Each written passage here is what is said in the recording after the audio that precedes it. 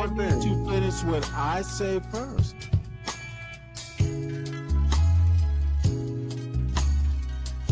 Bro, like, listen, all right, I don't like Stanley. Can't people. I think the only person I had banned was Stanley. And Nate, Stanley doesn't state the obvious, like what the app. You don't think one parent influence is detrimental? I literally said they need to understand that a one-parent influence But like I say, is man, you potentially ain't really got to let these people detrimental. bother you like that. If they want to beef with you, it's called Stanley versus the world. And just assume their character by stereotype? I think people do that every day. Okay, I didn't ask you. What Do I think it's people okay? do. Here, his name is Adam Mockler. He's a Midas Touch. Am I saying it right? Midas or Medium? Yeah. Medium Yeah. Touch? I think it's Midas. Yeah. Midas Touch commentator. And he said what really needs to be stressed, broken down, studied. Check this out. Every time one of these tragic shootings happens, everybody's at each other's throats about which side did it, but we're missing a broader pattern in America. This was another young white dude who's in his 20s. We have seen this pattern accelerating over the past decade. The same day Charlie Kirk was shot, the same exact time, there was a neo-Nazi who shot up a school in Colorado. We can look at the acceleration of the radicalization of young men through a few frameworks. There's the COVID pandemic, which had people isolated, had a bubble around themselves, and a lot of young men failed to pull that bubble down and got sucked down these algorithms. I've seen it happen to my close friends. They get sucked down these algorithms. We have foreign actors trying to sow chaos in America, sow division. How much does Putin salivate when he sees us at each other's throats? Then we have domestic actors, people like Elon Musk, riling it up. So all of these factors, wait, hold up, Ben. All of these factors come together to create this pattern that we see of young men in my age range committing these shootings. And if you want to sit here and go back and forth, tit for tat, I can say Dylan Roof, Robert Bowers, John Ernest, none of these were Black people. None of these were trans people. None of these were even Democrats. These were neo-Nazis who had things carved into their guns. You can sit here and muddy the waters, but you are just lying. I just don't want innocent people to die. Sue me for that. I am maybe tell Trump to tone down his rhetoric. That's the thing. Everybody wants to change the subject, and they want to yell about trans folks and the bathrooms, and they'll demonize Black folks walking down the street. They'll talk about Black on Black crime. They'll talk about Chicago and DC. But when it comes to the real headline, that's the real headline right there. When are we going to talk about the high number of these mass shooters coming from young white men 18 to 30 years old? And it's a freaking national case of laryngitis. That's the issue right there. It isn't about left or right or Democrat or Republican. So think about it. Schools, churches, concerts, grocery stores. The majority of the time, the shooters are not drag queens, are not trans people, are not Black. None of the times are they Black women. Can you 9 repeat times, that not part? one. Not one. So, and I'm not saying this to make it racial, but they can't call out violence mowing down their own classrooms. Because then if they did, they would have to admit the threat isn't diversity. They would have to admit the threat isn't DEI. The threat isn't reading a book by Maya Angelou. The threat isn't a random drag queen performance. They would have to admit the threat. And I say this respectfully, because this is the data, the facts. The threat is young white male rage. When are we going to talk about that? That's the reality of it. So they keep flipping the script. Mass shootings are not about trans rights. They aren't about Democrats or Republicans or left and right. There was a contagion.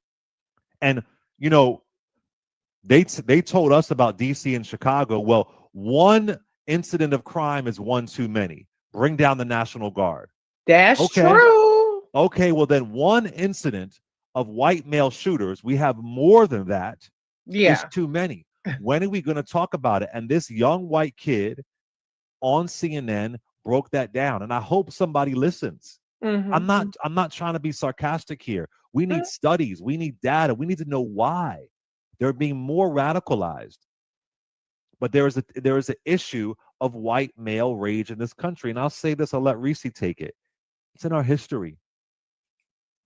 Look what young white male rage did during Reconstruction. Look what young white male rage did during Jim Crow. Look at young white male rage from Emmett Till to the 4 little girls, the Alabama church bombing, lynchings. Mm-hmm. Now, folks say, oh, well, that was just racism. And it was, but it was young white male rage ultimately. So I just appreciated him saying that. That's the conversation that we have to have. And if we don't have that conversation, because I want to be clear, it's not always about killing us. They're killing their own. Hello. Their own. Yeah. Whether it's Sandy Hook or whether it's Charlie Kirk. Neither one of those should have happened. So that's the conversation. And until we have that, and with gun violence and with all of that, that is the conversation. Why does this keep happening? Why is it the majority? It is this demographic. Reese Colbert. I mean, yeah. When the white folks ready to have that conversation? I mean, Charlie Kirk's last words were gang violence when he was asked about mass shooter, trying to pivot the conversation and go back to, a topic that is associated with non-white men. I think that we do also have to confront that there's an industry that is about ginning up white grievance. That's number one. So that's the macro industry, Fox News, OAN, all that stuff. Right. But then you also have the reason why Charlie Kirk at 18 years old was given X number of millions of dollars with no college education. It's to tap into that. And this has been a long-term project that they've worked on. And so we have to constantly recognize that it's not that people coincidentally and organically come to these conclusions about things to be pissed off about or things to be disillusioned or disaffected about. There's an investment. And I was just saying this on Don Lemon's show. So funny you're talking about this too, Clay. There's an investment in exploiting and then continuing the profitable process of getting people engaged around these emotions. But he mentioned the algorithms. Algorithms on social media thrive off of strong emotions. And the strongest emotion and the easiest emotion to evoke is anger and grievance and hate. And so once there stops being a profit motive behind that, a profit motive behind these podcasts, a profit motive behind these posts and everything that's generated, then we'll stop seeing this kind of content. But you have to disrupt the profitability around this industry. And I don't know that's something that is very possible because it's been so profitable for so long that they have enough infrastructure and they have enough money to keep pumping that. And then on the other side, you have minimal investment in counter messaging and countering disinformation. And I don't even know that there's much of an appetite to really confront the scale of what the other side has been able to build. And it isn't entirely politically ideology. Some of it is around, I mean, everything is political, right? Our existence is political, but some of it is around gender roles and things like that. Some of it is around things that have nothing to do with the D or the R, as you like to say, Clay. So there's all of this stuff that happens that is there because it makes money. We gotta, I think that it's bigger than feelings. It's structural at this point.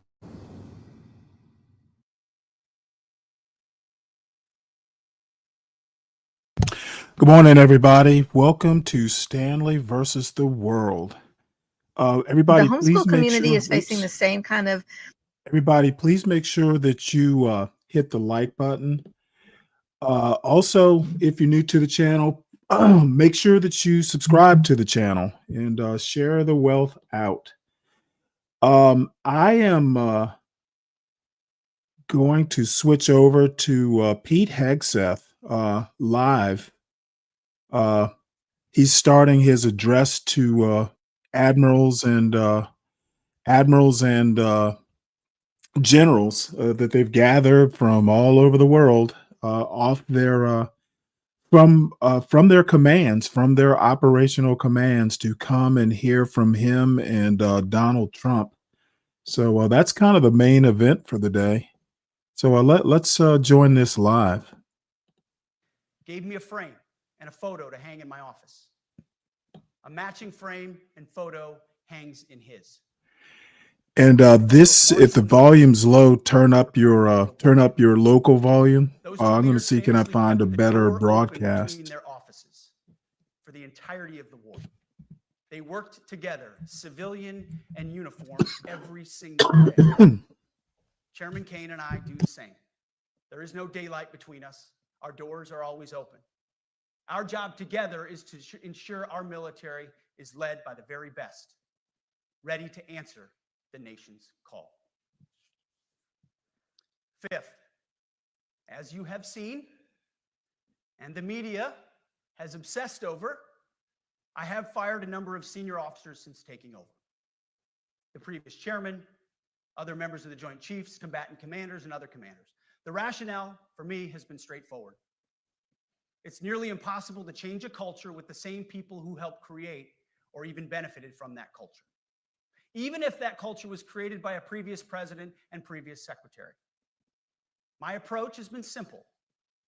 When in doubt, assess the situation, follow your gut, and if it's the best for the military, make a change.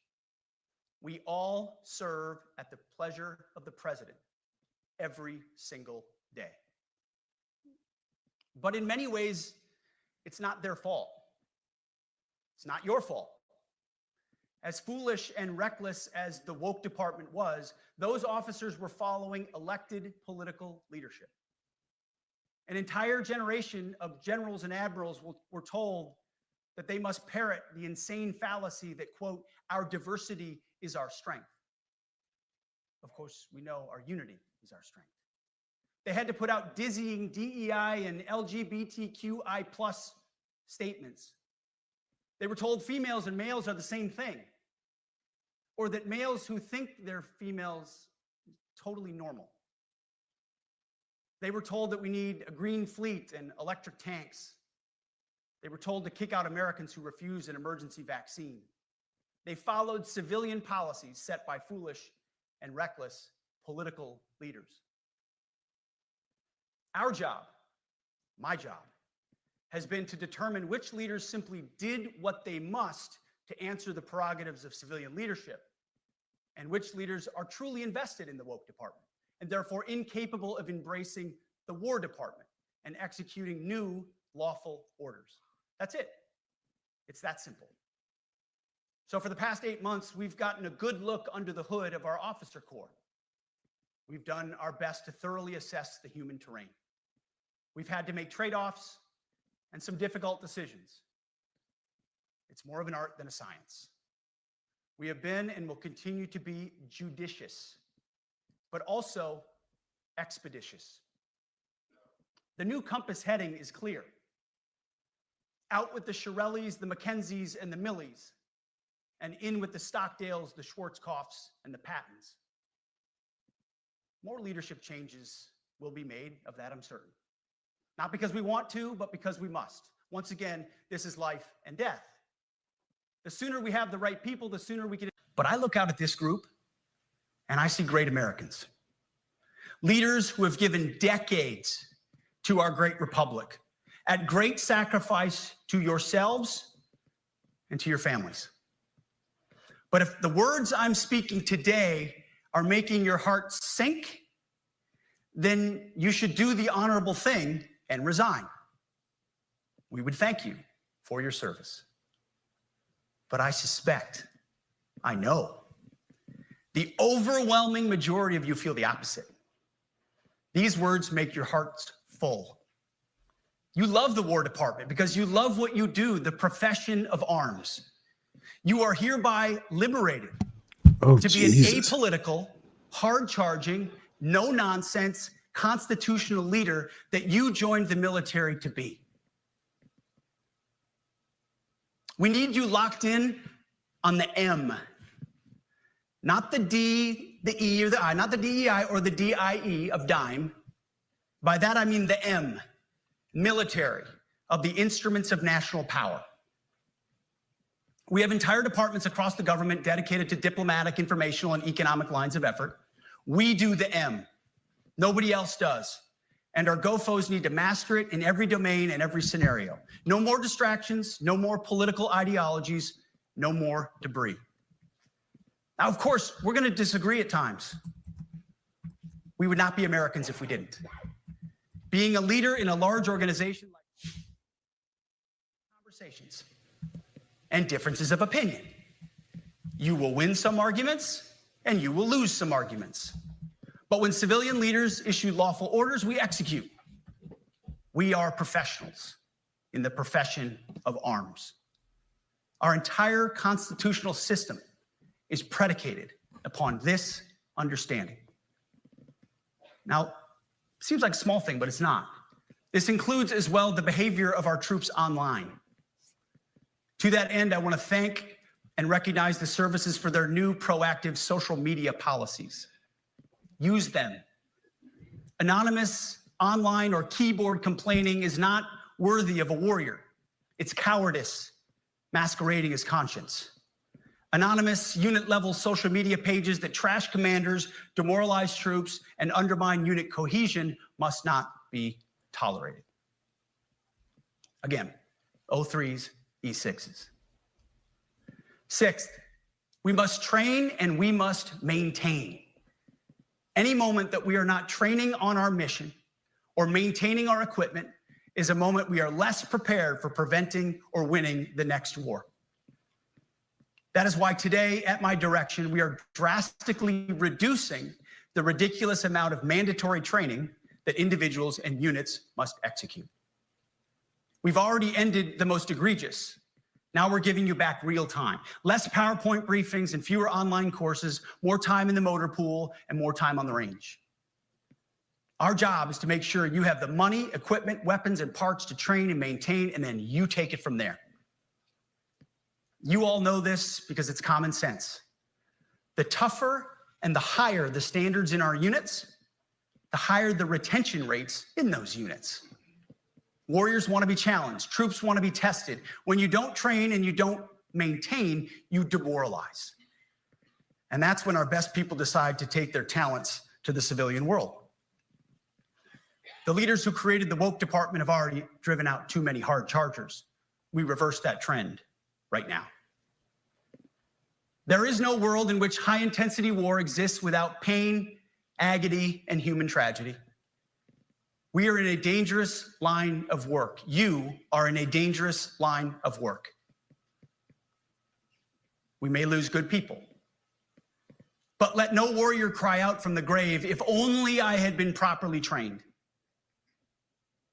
We will not lose warfighters because we failed to train or equip them or resource them. Shame on us if we do.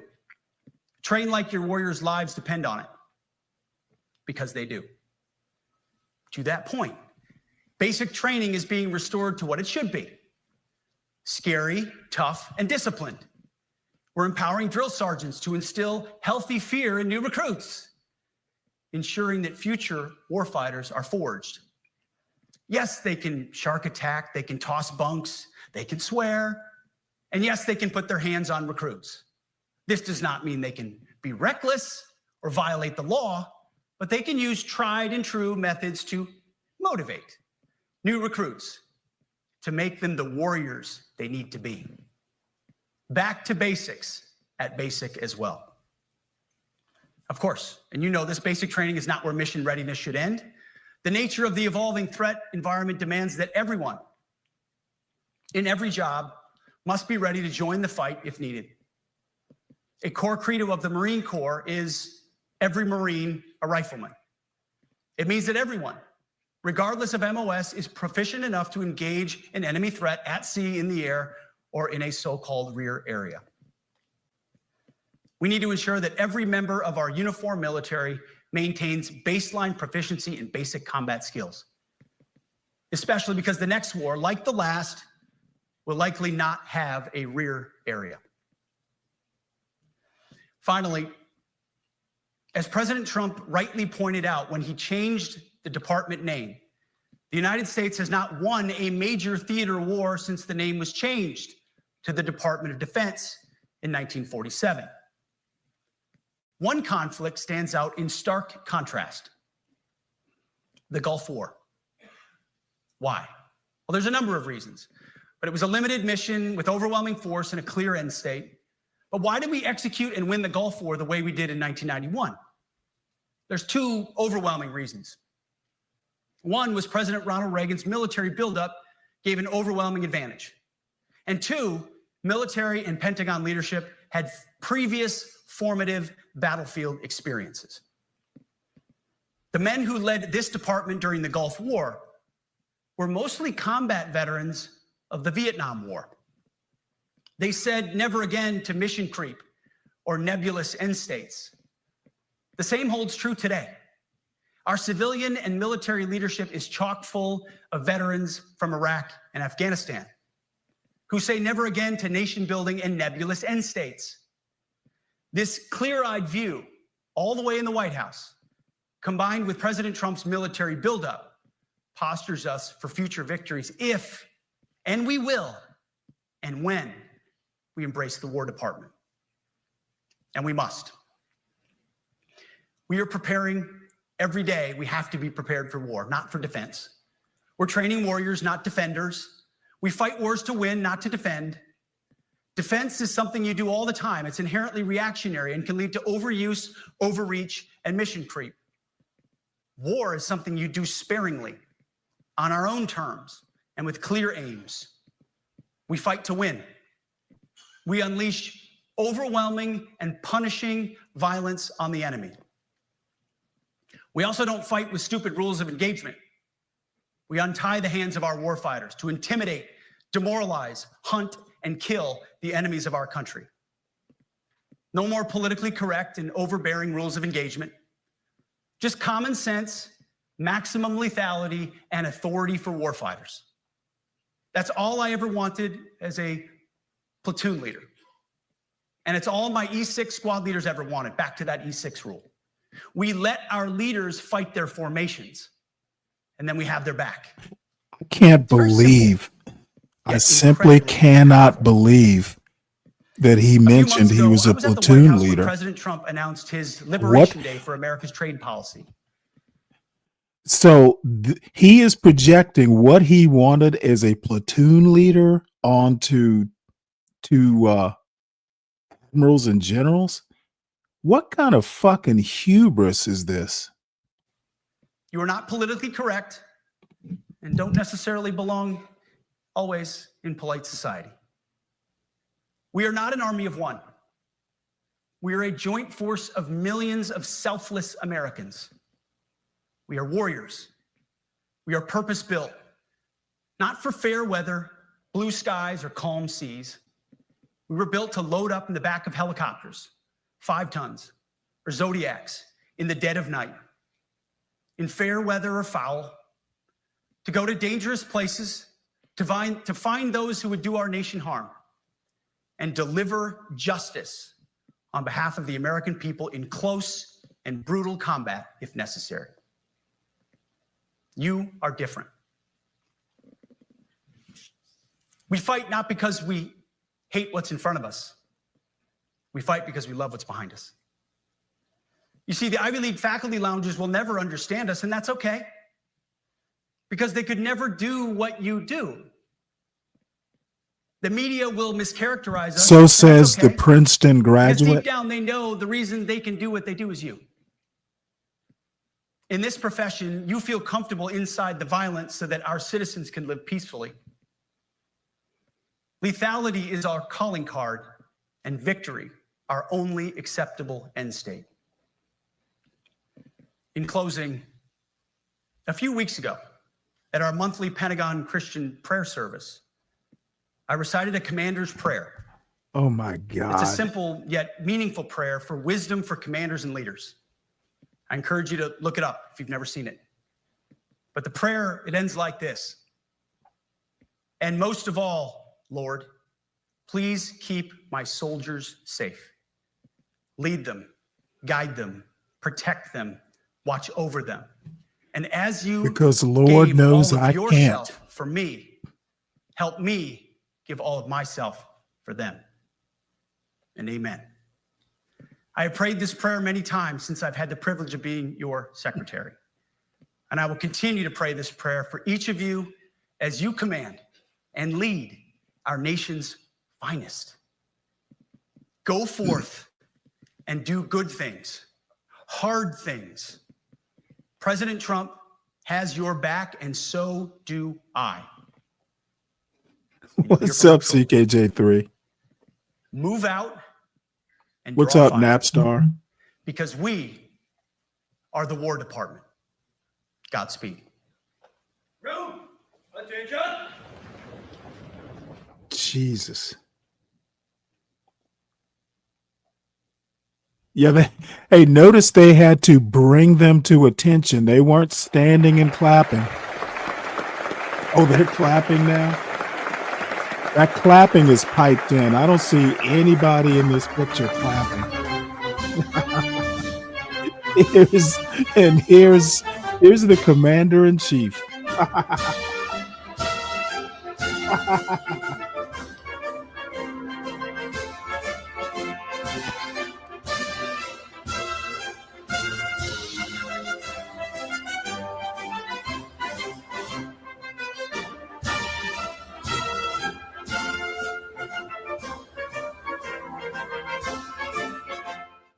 We were just listening there to Secretary of Defense Pete Hegseth as he just announced. Now, I thought I thought Trump was supposed to speak, so maybe that's what they're waiting for. I was uninspired, and so we're going to listen to a damn platoon leader. Somebody needs to start calling him the little platoon leader.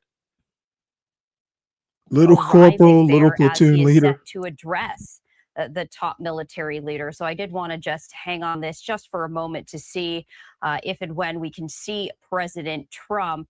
We do see that there are a lot of Secret Service there already on the tarmac, and we do see two of those helicopters right there as the photographer is just establishing this live look right here. So we are going to just stand by. We're going to stay on this live look right here as President Trump has just arrived in Quantico, Virginia. And we do see that the stairwell has now been opened, and it does look like they are now getting ready for him to exit Marine One right here. So let's just raise the audio and see if he might be making any remarks. We also see a heavy police presence, as is typical in a situation such as this.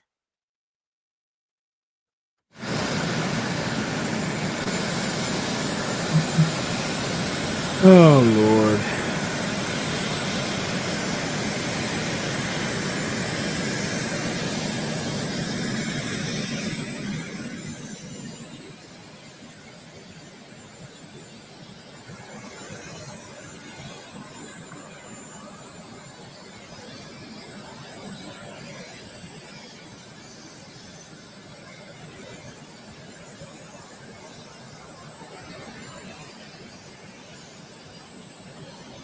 Well, we'll get rid of all that noise. I don't know what to say other than I was uninspired. And to be honest, I think that speech was fit for maybe say 04 and below. These are admirals. I can tell you right now, there were several admirals and generals thinking to themselves, so this little platoon leader is telling me how to be a sailor or a soldier or a Marine or an airman. It's like these guys have grand pretensions. They are mediocre. Pete Hegseth brings nothing to the table as defense secretary. He was a platoon leader He ran like a veterans organization, which he was tossed out of for bad behavior mostly. Why is this woman wearing an above the knee skirt? Can somebody fucking tell me? She's practically wearing a mini skirt. This is just so sad.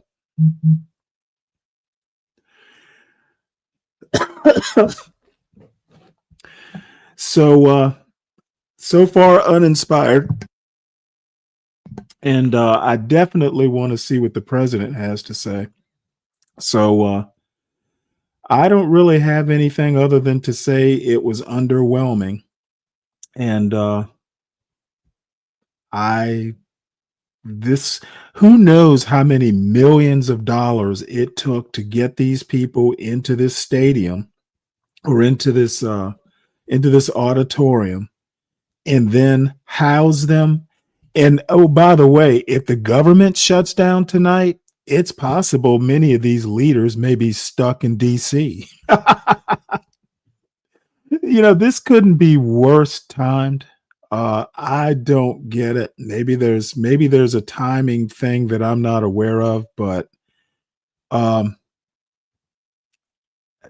what is this administration? I think, to be honest, I think the military is the least of Trump's concerns right now. He's got bigger issues with this economy and the government shutdown. So the government is about to shut down, and dude is talking to admirals and generals. What on earth what is this guy's priority? It could be part of the plan. Who knows? Let's hope at least there is a plan. And let's see, I had a story here.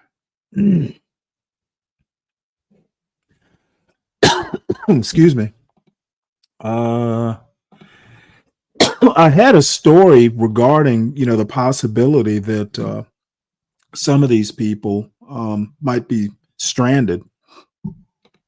So Trump and Democrats leave meeting without deal to avoid government shutdown. That should be the president's priority right now. A meeting between congressional leaders, President Donald Trump and Vice President J.D. Vance, failed to produce a deal to avoid a government shutdown due to unresolved differences in priorities. The House passed a bill to fund the government until November, but the Senate rejected it, leading to potential federal employee furloughs if no agreement is reached. Trump warned of mass layoffs if the shutdown occurs, and he expects significant disruptions in essential services by Wednesday due to unresolved issues. So the bottom line is if the government shuts down, people are going to lose their jobs permanently. I guess that's a threat. So Democrats back down.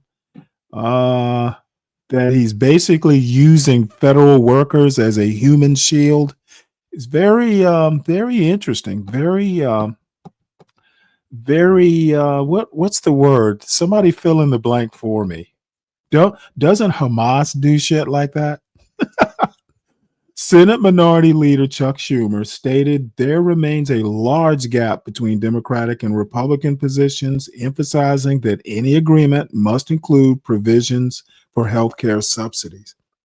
And of course, what Trump doesn't care about the healthcare part because he's been trying to wreck Obamacare for a decade, and having those premiums go up will basically sour the milk, basically.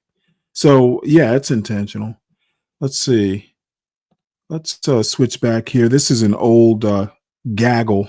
How many federal workers do you plan to lay off? Well, we may do a lot, and that's only because of the Democrats. And as you know, they want to be able to take care of people that have come into our country illegally, and no system can handle that. And so we're totally opposed on that. But we can't take it. We just can't do it. I thought there were no people coming into the country illegally. Why is that a concern? Them full health care benefits, They want to open the wall again. Can you believe it? I can't even believe it. They want to open the wall. They haven't taken away boys playing in women's sports. They haven't done that. Men playing in women's sports. It's like they don't change. They lost an election in a landslide, and they don't change. How long do you plan to give Hamas to respond to the ceasefire proposal you put out? We're going to do about 3 or 4 days. We'll see how it is. All of the Arab countries are signed up. The Muslim countries all signed up. Israel's all signed up. We're just waiting for Hamas. And Hamas is either going to be doing it or not. And if it's not, it's going to be a very sad end. And do you have a deadline, Mr. President? Is there room to negotiate, or is this a take it or leave it deal? Is there room to negotiate with Hamas, or is this a take it or leave it deal? You know, with Hamas, we want very simple. We want the hostages back immediately, and we want some good behavior. And, you know, it's pretty simple. You don't get simpler. Think of it. We've signed every country in the Middle East. This was like an impossible thing. It's never been done before. This is more than Gaza. Gaza was big stuff. But Gaza is a piece of it. And if they reject the deal, you said that Israel has your backing to do whatever they need to do. What do you envision that? I will let them go and do what they have to do. They can do it pretty easily. I would let them go and do what they have to do. You know, we've killed about 25,000 Hamas. So certainly they paid a big price for October 7th. And this is a whole new group. You know, they come in and they come in and they keep coming. But this is a whole different group. And their leadership has been killed 3 different times. So they paid a big price. We hope that they're going to have a nice, calm life. Maybe it won't happen. But if it does, it'll be one of the greatest things ever to happen. We'll have actual peace in the Middle East.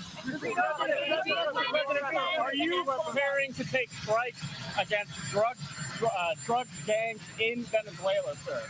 And we'll see what happens with Venezuela. Venezuela's been very dangerous with drugs and with other things.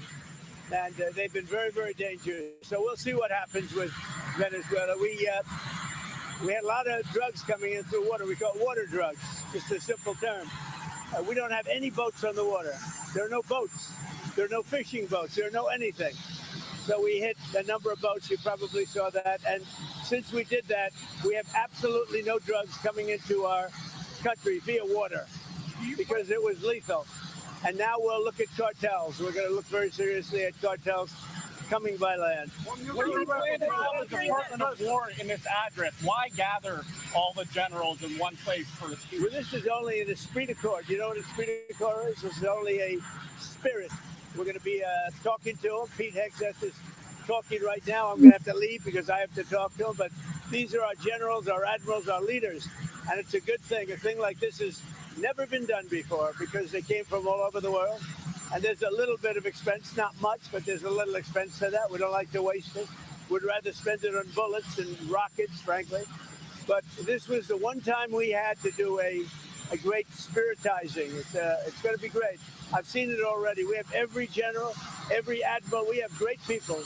We have our real warriors over there. And when they're not good, when we don't think they're our warriors, you know what happens? We say, you're fired. Get out. We had some real bad ones last time. You know, I rebuilt the military, the entire military. But I had a couple, and I had unbelievable people. To do that, you have to. But I had unbelievable people in there. But I also had some bad ones at the top, like Millie and Mattis and Jesper. I called him too. Always too late, Jesper. He was horrible. So, but I learned because, you know, I was just in there and I put these people in.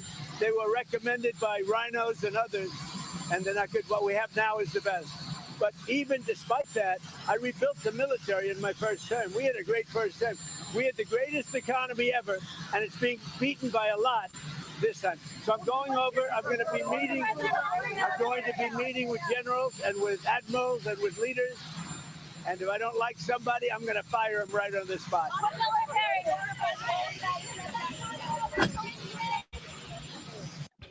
That man has class. So I have to Quantico, Virginia. I have whitehouse.gov up. As soon as Trump starts speaking, I'll switch over to there.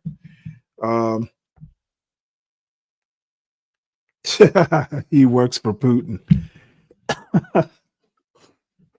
Yeah, well, you know what? I wish if he works for Putin, I wish Putin would fire him. Oh, you're fired, Donald. Get out. But guess that's not going to happen. So, again, I think the priority today should be dealing with this shutdown. But you know, I think Trump is just basically, I think he doesn't mind breaking a few eggs, and if some people wind up being attrited out of the government, hey, it's just making the government smaller. So at some point, I hate to start this. This is Newt Gingrich telling us, it's a guest essay for the New York Times telling us why a government shutdown favors Donald Trump. So it doesn't look like Trump has started yet. So I'm going to go ahead and start this article. Let the auto reader do it. But this is Newt Gingrich saying why a government shutdown favors Trump. Why a government shutdown favors a duly elected president. It favors him. I have no idea. Let's hear from Newt. Why a government shutdown favors Trump. This article is by Newt Gingrich, read by an automated voice. President Trump wants Congress to pass a clean continuing resolution that keeps the government open through late November. That resolution has already made it through the House, but Senate Democrats appear dug in, ready to deny Republicans the at least 7 votes needed to break a filibuster and move the bill to the president's desk. It's a showdown Democrats would probably regret. You shut down government only when you're sure you have the public on your side, and the ability to explain clearly why you're taking such a drastic step. In this case, the Democrats can't really claim to have either. If you're looking for polls that indicate voters would blame Republicans for a shutdown, they're out there. If you're looking for polls indicating that they blame Democrats, you can find those too. More interesting, perhaps, is a poll conducted by YouGov and Americans for Prosperity. Among its findings, 61% of voters think shutdowns hurt Congress's ability to help the country succeed, and therein lies the Democrats' problem. Americans want Congress to fix our country's problems, not reflexively battle across the... Okay, Newt apparently doesn't understand that the Republicans control both houses of Congress. So if Congress is not working, it's not a Democrat problem. It's Republican controlled. Republicans control all 3 branches of the government. A shutdown is a reflection of how well the Republicans in Congress and the chief executive, how well they are governing. Okay, it does not favor Trump. He's already low in the polls. If the government shuts down, that's just going to be blamed on Republicans. People know who's controlling Congress. Political aisle. Less than a year ago, Americans decisively elected Mr. Trump based on, among other things, his promises to cut taxes and do away with wasteful government spending. After enacting the president's One Big Beautiful Bill Act just a few months ago, Congress has the relatively simple task of keeping the government open without larding on billions for Medicaid spending. Yet congressional Democratic leaders seem determined to close the government to try to force Republicans to agree to just that. It's a misreading of the public's skepticism of bloated government, and yet another example of the Democrats' terrible messaging, something that characterized Joe Biden's presidency and Kamala Harris' presidential campaign. There are ways to win government shutdowns. Not long after I became Speaker, presiding over the first Republican House majority in 40 years, we closed the government twice, for 5 days from November 14th to November 19th, 1995, and for 21 days from December 16th, 1995 to January 6th, 1996. Our reason for doing it was the opposite of the strategy being pursued by Chuck Schumer and Hakeem Jeffries, the Democratic leaders in the Senate and the House. We closed the government as an opening gambit in a long campaign to reduce spending, reform welfare, and balance the federal budget. The American people did not like the shutdowns, but Republicans believed rightly that they deeply supported our broader goals. Many political analysts were convinced we were making an enormous. Okay, what Newt doesn't tell you is that in 1996, if I'm not mistaken, Newt Gingrich won. Bill Clinton won a second term. Okay, it was Republicans who suffered in those two shutdowns. Mistake that would cost us our majority. After all, no House GOP majority had been re-elected since 1928. But we calculated that by going toe-to-toe with President Bill Clinton, we were demonstrating that we were serious about cutting spending and balancing the budget. And less than a year after we closed the government, we were re-elected. To get a sense of how big an earthquake this was, it is useful to remember that Republicans' 4 consecutive balanced budgets from 1998 to 2001 were the first in decades. Yes, in 1996, Mr. Clinton was re-elected, but that same year we pushed through welfare-to-work legislation, known as the Personal Responsibility and Work Opportunity Reconciliation Act. That was the most significant social conservative reform in modern times. The sense that House Republicans kept their word created a lasting shift in American politics. From 1931 to 1995, Democrats held the House for 60 years, and Republicans held it for just 4 years. Since 1995, Republicans have held the House for almost 23 years and the Democrats for just 8. The key to the 1995-96 shutdowns working politically was that we were demanding things the American people wanted. By contrast, and by many accounts, Democrats are poised to shut down the government in order to look like they're willing to do something, anything, to thwart Mr. Trump. That might be what their base wants, but it's not how you go about trying to win back the House majority. In a sense, Mr. Schumer and Mr. Jeffries are acting like the Obama-era GOP, with its nebulous cry of no more spending. Those Republicans also dutifully trekked to the Oval Office to try negotiating with the president, but they consistently struggled to explain how they were going to deliver a better future, or how shutdowns were going to achieve it. Without a clear strategic reason to close the government, doing so comes off as incompetent. Mr. Schumer and Mr. Jeffries are insisting that this is all about funding for health care, an issue that once was a Democratic strong suit. But if Americans wanted Democrats' prescription for health care, their party's favorability rating wouldn't be languishing at around 30%, and less than a year ago, they wouldn't have handed control of the executive and legislative branches of government to Republicans. John Thune, the Senate Majority Leader, has an opportunity to tell Americans that Republicans want to keep the government open. Democrats really don't have a coherent response. Don't be surprised if their approach leads to frustration and defeat. Newt Gingrich, a Republican, was the Speaker of the House of Representatives from 1995 to. Yeah, well, nice spin there, Newt. But the bottom line is we know who controls Congress. We know who controls the presidency. There is no way. The Democrats are not shutting down the government. Okay.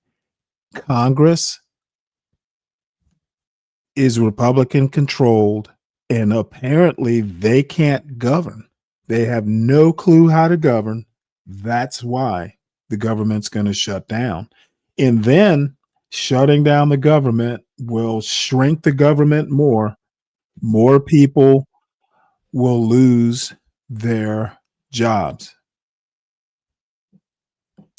This just started up. Well, you've heard from me. So now it's the main event. Our commander-in-chief. I have the privilege every single day of watching him put America first, of ensuring that our warfighters have everything they need. His compass is clear. He's easy to follow. So you're basically going to do politics in front of the military? It's so obvious these guys are trying to politicize the military.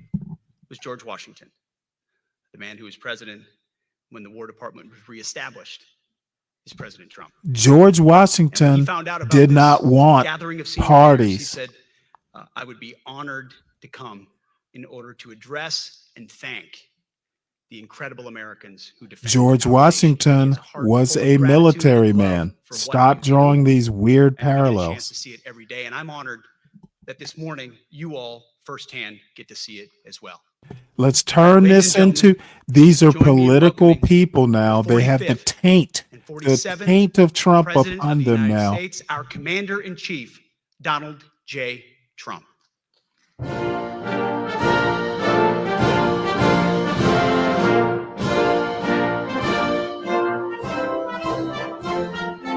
Jesus.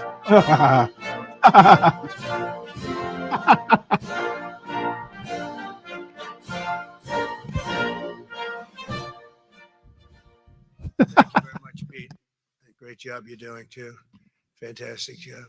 I've never walked into a room so silent before. This is very, oh, don't laugh. Don't laugh. You're not allowed to do that. You know what? Just have a good time. And if you want to applaud, you applaud. And if you want to do anything you want, you can do anything you want. And if you don't like what I'm saying, you can leave the room. Of course, there goes your rank. There goes your future. But you just feel nice and loose, okay? Because we're all on the same team. And I was told that, sir, you won't hear a murmur in the room. I said, we got to loosen these guys up a little bit. So you just have a good time. But I want to thank Secretary Hegseth. Yeah, having a Kane, good time Raising while the Kane for a president reason, they call him speaks to all the top brass in the world. The Joint Chiefs of Staff. I'm and waiting so many for others in I'm this waiting room for who some together drama. represent the greatest and most elite fighting force in the history of the world, the United States military. We're very proud of our military. I rebuilt the military during my first term. It's one of the greatest achievements. We had the greatest economy in history, and I built the military. Those Yeah, are the let's two talk things I about say more than economy. anything else. And I Let's also talk kept economics us to a safe at the bunch of borders. war Very fighters. good The economy is part of the people warrior coming in from ethos, right? jails and prisons and everything like took place Prisons over the are a last part 4 of the years. I'll warrior never forget ethos, what right? happened to He this country turns over the last 4 everything years with the into incompetence. There can about be no him. higher honor than to serve All of a as your sudden, it's not commander-in-chief. about It the is a great military honor. anymore. I look at you, you're just incredible people. Central casting, I might add. To each and every one of you, I thank you for your unwavering devotion to the armed forces and to the country that we've all sworn a sacred oath to defend. We all have that oath, every one of us. I'm thrilled to be here this morning to address the senior leadership of what You're is once probably again right, known Dirty. around the world as the Department of War. You know, Pete spoke about it. He gave a great It's going to be speech. called the smile Great cam. speech. How many I don't times want to did they get so nod? political. I How hate many that. times did they You know? smile and No, I clap? hate it. I almost fired him. I said, "You can't. I don't want to go on after that." No, he gave a great speech, but he talked about Department of War. We were sitting there. I said, "Didn't it used to be called the Department of War?" And he goes, "Yes, sir. They changed it like in the early 50s. So we won the First World War. We won the Second World War. We won everything in between and everything before that. We only won. And then we went in a way woke. That was probably the first sign of wokeness. And we changed it to defense instead of war." And I said, "What do you think? How do you think if we changed it back? Would that be a nice idea?" And Pete loved it immediately. Some people thought about it. You know, they gave it a little thought. But in the end, we did it. And I have to be honest, it's so popular. I thought it would be met with fury on the left, but they're sort of giving up. I must be honest with you. They've had it. They've had it with Trump. They've been after me for so many years now. Here we are. Here we are. Come to the White House anytime you'd like. No, they've given up. They're bad, a lot of bad people. But all over, that's been so popular. It's been very popular. I really thought that we were going to have to sort of fight it through. There's been no fight. There's been no fight. Like what I called the Gulf of America, the Gulf of America, because to me it was always the Gulf of America. I could never understand. We have 92% of the frontage. And for years, actually 350 years, they were there before us. It was called the Gulf of Mexico. I just had this idea. I'm looking at a map. I'm saying, we have most of the frontage. Why is it Gulf of Mexico? Why isn't it the Gulf of America? And I made the change, and it went smoothly. I mean, we had a couple of fake news outlets that refused to make the change. And then one of them, AP, took us to court, and we won. And the judge, who was a somewhat liberal judge, said, the name is the Gulf of America, because AP refused to call it the Gulf of America. They wrote, they're not a good outfit, by the way. They call it the Gulf of Mexico. I said, no, the Gulf of America is the name. And the judge actually said that, in fact, you can't even go into the room because what you're doing is not appropriate. The name is the Gulf of America. Google Maps changed the name. Everybody did, but AP wouldn't. And then we won in court. How about that? Isn't that so cool? The Secretary Hegseth beautifully You won in described court the name because you change banned reflects far AP from more the press corps, you than fool. the shift in branding. It's really a historic reassertion of our purpose and our identity and our pride. Yeah, it's all when we go about with the word branding, war. right? Running a And, you know, we country want is all about war branding. because we want to have no wars, but you have to be there, and you know sometimes you have to do it. I have settled so many wars since we're here. Brian, Almost 9 months, and I've oh, settled this is 7. And yesterday we might amazing. have The settled left the controls biggest of them all. Although I everything. don't know, Pakistan, India was very big. Yeah, okay. Both Oh nuclear my powers. God, I Brian, settled you that. didn't really type And that, did yesterday you? is could It be must be an settlement in the imposter. Middle East. That hasn't happened for 3,000 years. I said, how long have you been fighting? 3,000 years. So that's a long time. You And we call have this it, I think, settled. extemporaneous Hamas has to agree. speaking? This is the They don't. ramblings It's of going an to be old very tough on man, them, but SKC. It's it is not what it is. presidential. But all of the Arab nations, Muslim nations have agreed.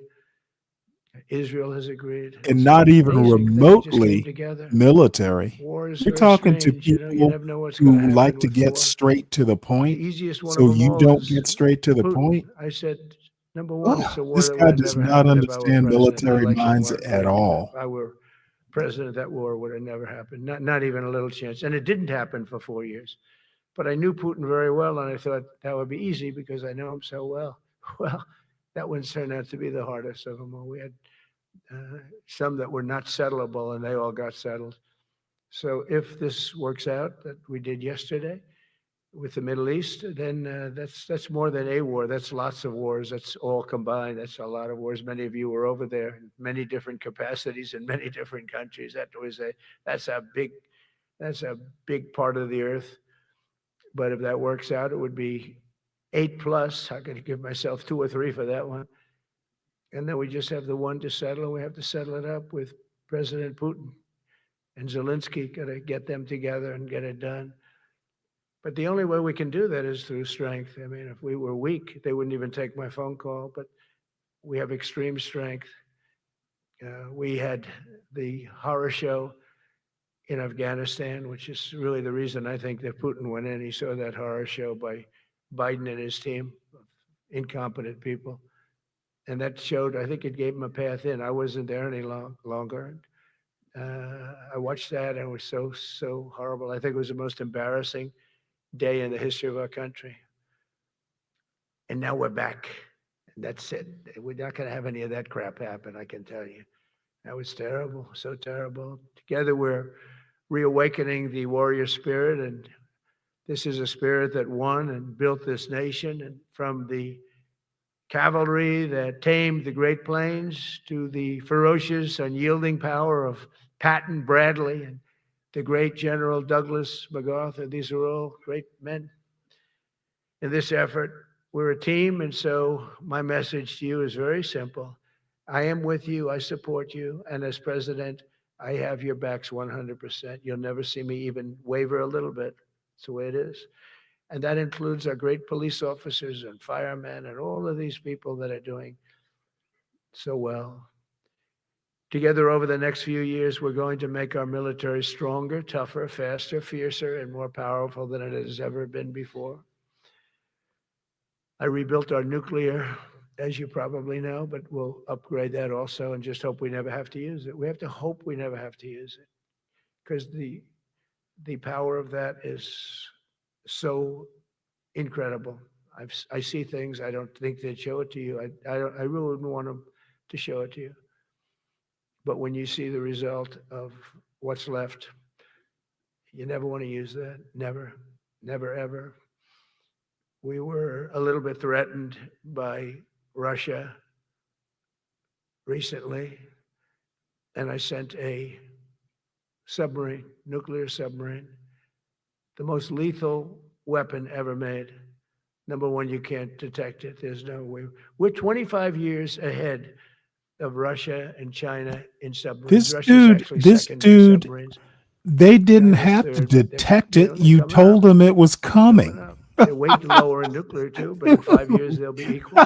They're coming up. You telegraphed don't it. have They to be knew it was going to be that good with somewhere nuclear. You nearby. could have 1/20th what you have now and still do the damage. That would be, that'd be so horrendous. But I announced that, based on his mention of nuclear, and it was really What's a up, stupid Calvin? person that works for him mentioned the word nuclear. I moved a submarine or two, I won't say about the two, over to the coast of Russia, just to be careful, because we can't let people throw around that word. I call it the N word. There are two N words, and you can't use either of them. You can't use either of them. Oh, I bet you've used them And both once or twice in the frankly, past day or two. If it does get to use, we have more than anybody else. We have better, we have newer, but it's something we don't ever want to even have to think about. But when somebody mentions it, that submarine started immediately thereafter. And it's just lurking, but I'm sure we're not going to have to use it. But it's an amazing, it's undetectable, totally. Ours is, theirs isn't. Theirs are totally detectable. We can detect them easily. We go right to the What spot. the fuck is he But we have, talking about? Genius apparatus that doesn't allow detection. It doesn't allow detection at Oh, all Jesus by anybody Christ. above water or below I water. wonder It's how many. incredible. We're way Hey, ahead of everybody Dirty. in that. I know I that. bet if anybody As looks a at their result of watch, the they're going to be exciting fired on the renewal spot. of the spirit of our armed forces, and that's what it is. It's really reaching that spirit, unprecedented heights. Over the past 8 months, new enlistments, I'm so proud of this, have surged to record highs, the highest we've ever had. And we used to have recruiting shortages. If you remember, about a year and a half ago, I was at the beginning stage of a campaign, and things came out that you couldn't get people to join the armed forces. And by the way, the police also. Things came Fire out. department. I always put the fire department in because they're great. They're great. And I got 95% of their vote, too. That helps. When you get 95% of their vote, you always have to mention them. But they're great. And they're brave in our inner cities, which we're going to be talking about, because it's a big part of war now. It's a big part of war. But the firemen go up on ladders, and you have people shooting Hey, at them. while they're on I'm the ladders. I listening don't to the even know if anybody president for heard that. content, And I SKC. said, don't talk about it much, but I think you have to. Our firemen are incredible. They're up on one of these ladders that goes way up If to he the wasn't sky, speaking, I'd be rescuing looking people, at something and you have else. That's for animals sure. He's just shooting content. at them, shooting bullets at firemen that are way up in death territory. You fall off that ladder, it's over. It's over. They don't even have to inspect you when you hit the ground. And you have people shooting bullets at them in some of these inner cities. We're not going to let that happen. So I always mention the firemen because that's actually a big problem we have. They are unbelievable. Like you, they're unbelievable people. For the first time on record in 2025, the Navy, Why Air is he Force, and talking Space about Force what does all this met have to or do with the surpassed military? their recruiting goals 3 months early. That never happened before.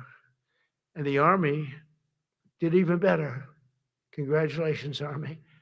They met Oh, everything. And Jesus. these were the highest standards because we're making it larger.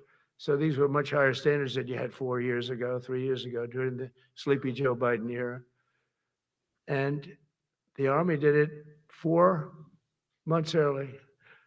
And you remember a year and a half ago, they said the big stories that we're way behind with the Army, Air Force, the Navy, the Marines, we're way behind, Coast Guard, and even Space Force. I love Space Force because that was my creation. You know, when you create something, I love it. And the people we put in there were good. I got that right. We put in great people initially, and we've really dominated. We really dominate in that sphere now.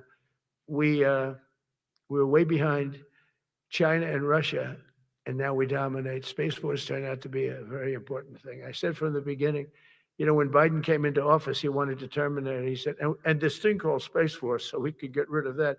And he got hammered by the people in this room for even suggesting it, because it's very important, one of the most important. And as time goes by, it'll get more and more important. But we're now at 106% of our recruiting targets for the year. Where That's the best everybody wants in to join. far more than a Everybody generation. wants to be a part of And for the Space Marines, Force. morale is so strong that the Marine Corps You know what? will meet its He got that 2026 idea from a retention targets Jetsons before the end of cartoon, I October, which guarantee never you. happens. And that's the earliest it's ever happened in the history of our country. And it makes you feel good, you know. I felt guilty. I'd go make a speech in front of. Does that K never stand people for like Coon, you. Are the- SKC? You are the leaders, but people, soldiers. And I felt embarrassed because there'd be stories about, you know, we couldn't fill up our Army, Navy, Air Force. We couldn't fill them up. And it was headlines. It was during Biden's 4 years, the auto pen. I call him the auto pen. It's, how would you like to have your thing signed by an auto pen? You know, when I have a general and I have to sign for a general because we have beautiful paper, the gorgeous paper, I said, throw a little more gold on it. They deserve it. Give me, I want the A paper, not the D paper. We used to sign a piece of garbage. I said, this man's going to be a general, right? Yeah. I don't want to use this. I want to use the big, beautiful, firm paper. I want to use the real gold writing when you talk about the position, and they're beautiful. And, but how would you like to have that where Oh, some kid SKC. sitting in the back office is Yes, having it yes, signed yes. with an auto You pen? I thought about love it. I this thought about you people first, extemporaneous admirals, generals. speaking, don't you? I said, somebody works this. You want the It's A whole paper, life. not the D He gets paper. into maybe the academies or wherever, but however you got there, and you go through years of work, and now you become an admiral or a general or whatever. An And when admiral, you a do, the general, or president of the United whatever. States signs your commission, as you know, and that commission is beautifully displayed. And I sign it. Actually, I love my signature. I really do. Everyone loves my signature. But I signed it very proudly, and I always think to myself, how can you They have an auto spent pen sign? millions So disrespectful. To me, of it's just dollars totally in disrespectful. travel and And it lodging turned out that for almost this. everything he did was signed by auto pen, except for what he gave his son, Hunter. Couldn't they have done He this signed that like by once. teleconference? And that's actually the worst signature I've ever seen. That was the pen. The auto pen looks much better.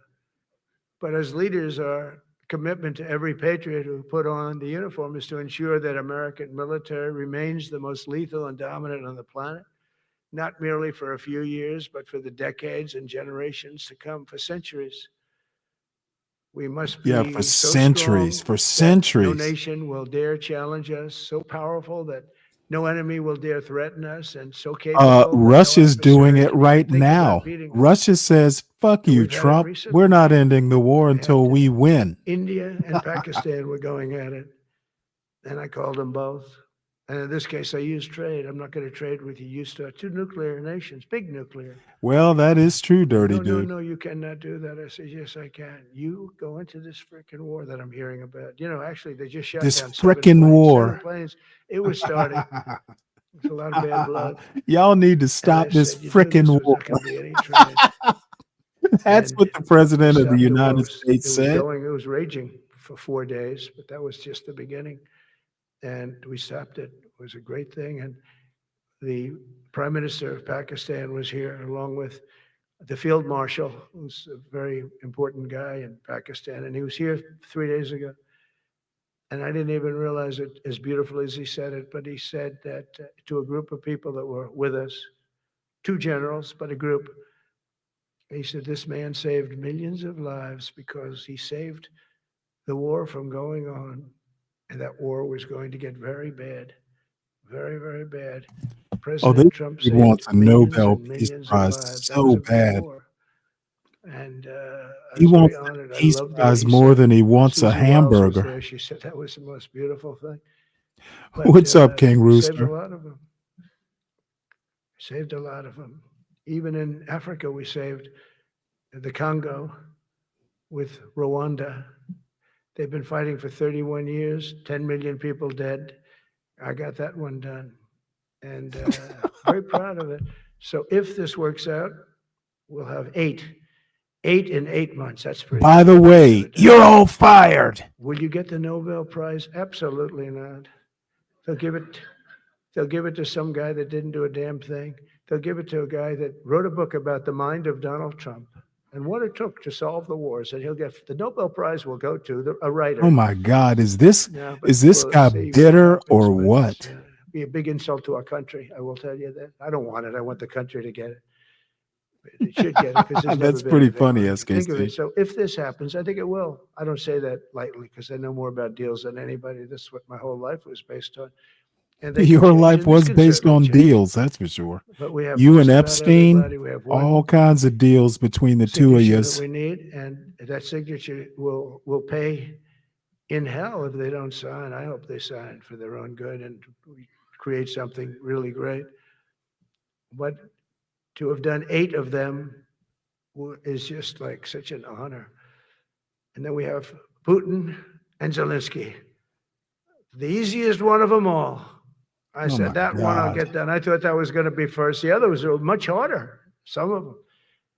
Azerbaijan this was going on for 36 years. They said it's not solvable, so don't do it. I said, I will do it. I will do it. And I got on the phone with the 2 countries. They were great. They were great. I knew immediately. I knew as soon as I started talking to them, we're going to solve that war. We did. Now they're so happy. Now they're friends. One said he's been president for 32 years, 22 years. He said, for 22 years, I did nothing but kill his people. They were in the room together at the Oval Office. And they started off spread like this. I have the beautiful Resolute desk. And one was here, and one was here.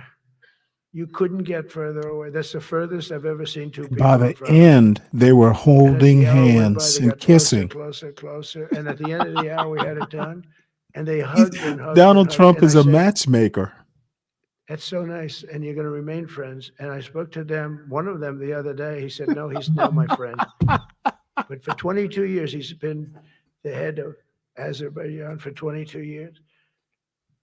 And the other guy, great guy too, 7. And that war, that was a war that was not solvable. He said for 7 years. The other one said for 22 years. All I did was kill his people. That's all I've done. I said, well, we're going to put a stop to that. So we solved that. So it's a great thing. It's a great feeling. You're saving Kosovo and Serbia. You're saving so many lives doing this if you can do it. But our people deserve nothing less than the very best. And we're never going to let them down. And if we can solve wars instead of you having to fight wars, The peacemaker. wouldn't that be wonderful? Right? Wouldn't that be wonderful? That's why one of the first executive orders I signed upon taking office was to restore the principle of merit. That's the most important word, other than the word tariff. I love tariffs. Most beautiful word, but I'm not allowed to say that anymore. I said tariff is my favorite word. I love the word tariff. We're becoming rich as hell. We have a big case What in does front of this the have to Supreme do Court, with these admirals and generals again? because They this might is have one to of the fight a nations war that over does. tariffs? That is And we possible. have, great legal grounds, but you still have Tariffs are considered economic something happened. But warfare. I said, my favorite word in the English dictionary is the word tariff. And people thought that was strange. And the fake news came over and they really hit me hard on it. They said, what about love? What about religion? What about God? What about wife, family? I got killed when I said tariff is my favorite word. So I changed it. It's now my 5th favorite word. And I'm okay with that. I'm okay with that. But they hit me hard. But it is. I mean, Oh when you my look at, we've God. taken in So now trillions of he's dollars. whining. We're rich again. SKC, There'll never explain why when we'll Trump finish this whines out, so There'll much. never be any wealth like what we have. Other countries were taking advantage of us for years and years. You know that better than anybody.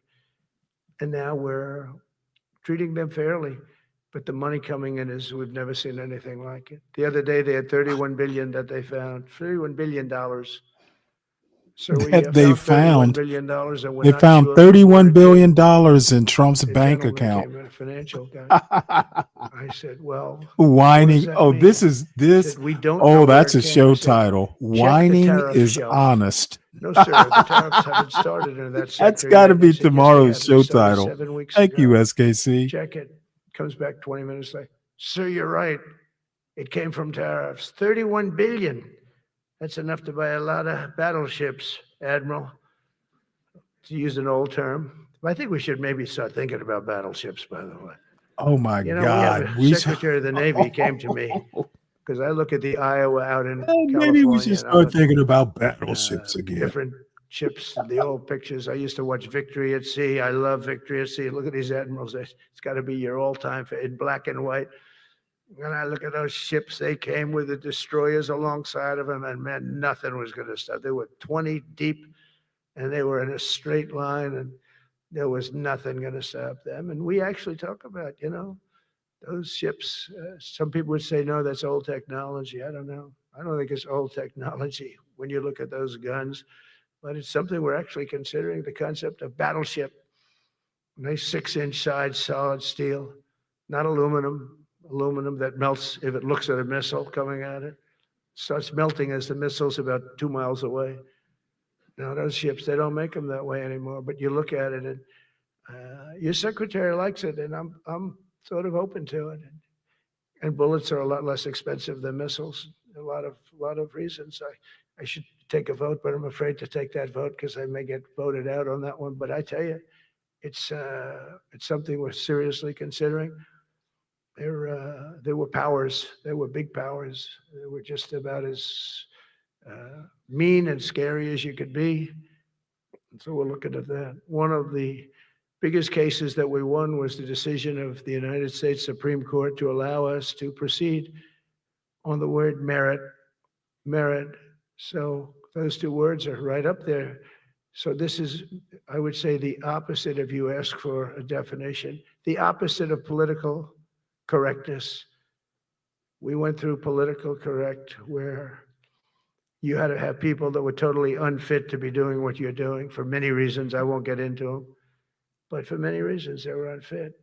Now it's all based on merit.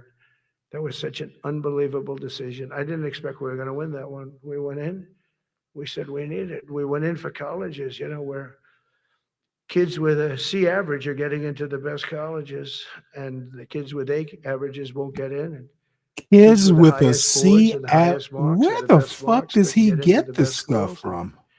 People that had not good boards and not very good marks. I mean, okay, but nothing special. They were getting into our best colleges. I said, this is just crazy. You can't run a country like this. And it was lingering for years, and it got to the Supreme Court, and we won that decision. Merit, everything's based on merit. You're all based No. on merit. Oh, We're dude, not in gonna the have somebody military taking your maybe, place but for nowhere political reasons else. because they are politically correct, and you're not. We take the people that are going to do the best job. That's all. It's very simple. And that's the way our Oh my country was God. built. We were built on merit. We got away from it for a long time. And everyone understands it. And it was done. It was approved. I give great credit to the Supreme Court because I thought they had tremendous courage. I didn't think they'd do that. That was tremendous. I give them maybe for that decision almost more than anything because it's a hard decision to make. It's really hard. The apparatus of our country was not set up for merit. It was set up for political correctness. And you can never be great if you're going to do that. And we're going to be greater than we ever were before. We're bringing back a focus on fitness. Well, I don't think the people sitting in the audience think the that purposes of American military is not to astonishing. protect anyone's feelings. It's to protect our republic. And it's the republic that we dearly love. It's to protect our country.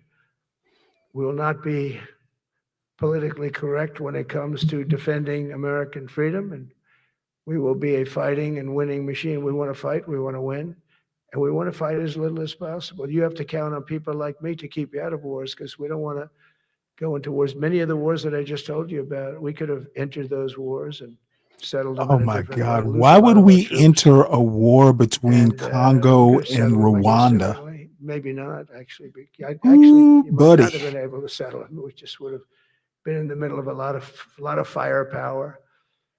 But when we do need it, you're going to be so ready, and you know it. But very importantly, with that goal in mind, I've committed to spending over $1 trillion on our military in 2026, and that's the most in the history of our country. $1 trillion. That's a lot of money. I hope you like that. That's a lot of Ma'ams and money. sirs, I hope you like it. That's a hell of a lot of money. We have the best of everything. Every branch is seeing major investments, and as I announced in the Oval Office in March, we are rapidly moving forward with the first ever Hey, Dirty, generation do you fighter think jet. I his didn't name it. ankles are hurting I right did now? not name it. Boeing came in and they said, "Sir, this is our submittal. It's the greatest fighting jet ever done." And you know, they're testing all these planes, all the companies are testing, and this one tested like through the roof. And they said, That's "I'd why like he's to name wearing it the the little plane pin on F-47." his lapel, right? I said, let me think about it." Then after thinking for about 2 seconds, I said, "Okay. You know what that means, 47, I'm 47. So I'm 45, 46, and 47. Yeah, if you think about it. I just don't want the credit for 46. I don't want to have their open 45, borders, people coming in from 46, all over the world, including 47. jails and mental institutes. I don't want that on my record, but I like having it. We're investing tens of billions of dollars in modernizing our nuclear deterrence capabilities like never before. And we've begun construction on what we call the Golden Dome missile defense shield. It'll be the most sophisticated in the world. You watched it do well until they had some Ooh, problems did at he the just end with slurp into the a little bit microphone? of a Oh my lack God. of He's ammunition, losing it. defensive ammunition, but they've got that taken care of. But I tell you, it's what we're doing is so good, and we deserve it. You know, we help other countries with it. We don't have it ourselves. Well, it's kind of And against Canada called me a military couple of weeks ago. They protocol to want to be clap part of like it. that. It To wouldn't which I be said, "Well, done. why don't you just join our country? You become They'll clap at the 51, you end if become they the clap at 51st all. state, and you get it for free." So I don't know if that made. And I'm looking they'll be back, but it called does to make a lot of attention, sense. It actually so makes you're they're not having going a to hard time clap at up there in attention. Canada now because, as you know, with tariffs, everyone's coming into our country. We have more investment than we've ever had before. $17 trillion coming in. As an example, in 4 years, Biden didn't have 1 trillion. We have 17 trillion more than that in 8 months coming in. And they're coming in from Canada, Mexico, from Europe, from all over. AI, auto plants. Everybody's coming back to the United States. Under my budget, we will be expanding the U.S. Navy by at least 19 ships next year, including submarines, destroyers, assault ships, and more. And it's going to be much more than that as we go along. I want We them to name basically don't that build ships battleship anymore. We do build submarines, but we Galactica. don't The build battleship Galactica. ships. Do you know in the Second World War, they were freighters and different types, but we were doing a ship a day. And now we don't do ships. And I'm not a fan of some of the ships you do. I'm a very aesthetic person, and I don't like some of the ships I you're want doing pretty ships. aesthetically. They say, "Oh, it's stealth." I said, "It's not stealth. An ugly ship is not necessary in I order want a to pretty ship. say you're stealth." By the way, the B-2 bombers were incredible. That is stealth. They By went the into way, that. I was the B-2 bombers. He was just talking about General ships. Kane Now and he's talking about Pete bombers. were in the, we call it the war room, but we're watching Space them Force go in, and they were battleship. totally untouched. They were not seen. They were literally not seen. They dropped their bombs. They hit every single one of them. Hit its target. It was total Battleship obliteration. Galactica. CNN, when we came back, fake news. CNN. Oh, their camera just went off. You know, their camera. Every time I mention, they turn the camera up because it's never good. Oh, This is a TK. problem, but I don't blame them. They're better off keeping TMKC. it off. I can't But put that up on we the have screen. some scammer reporter who started saying, without any knowledge, that he may not have hit the targets as well as they thought. It may not been obliteration. He did hit the targets, and I got to give us a little credit, right? It was obliteration, it turned out. The Atomic Energy Commission said it was obliteration. They had, not only did they hit the target, they had these shoots. And think of this here. way up in the sky. There was no moon. Oh, It was no. dead dark. Couldn't see a thing. It was dead Couldn't see dark. them. But they had, I guess, a beam going right into these chutes. Every single one of those bombs went right down those chutes into a granite mountain. I think it's the last time they're going to build air chutes. They had these air chutes that were nice, beautiful. They were meant for us. But it was total obliteration. And now they give us credit for that. But these people were phenomenal. I tell you, for the Air Force And people here. Iran is you just can be very building proud a of that new veto. one We just loaded a currently. lot of new ones, and updated ones, but I'd take the other ones. Let me tell you, they couldn't have worked any better. So they flew for 37 hours total, back and forth, no stops, no nothing. We had 52 tankers loading them up. And that's a job I wouldn't necessarily want too much, flying a tanker, loaded up with hundreds of thousands of gallons of fuel. I don't know if I'd do that job. I asked the question, what happens if it gets hit? Sir, you don't want to know about that, right? I don't want to know about that.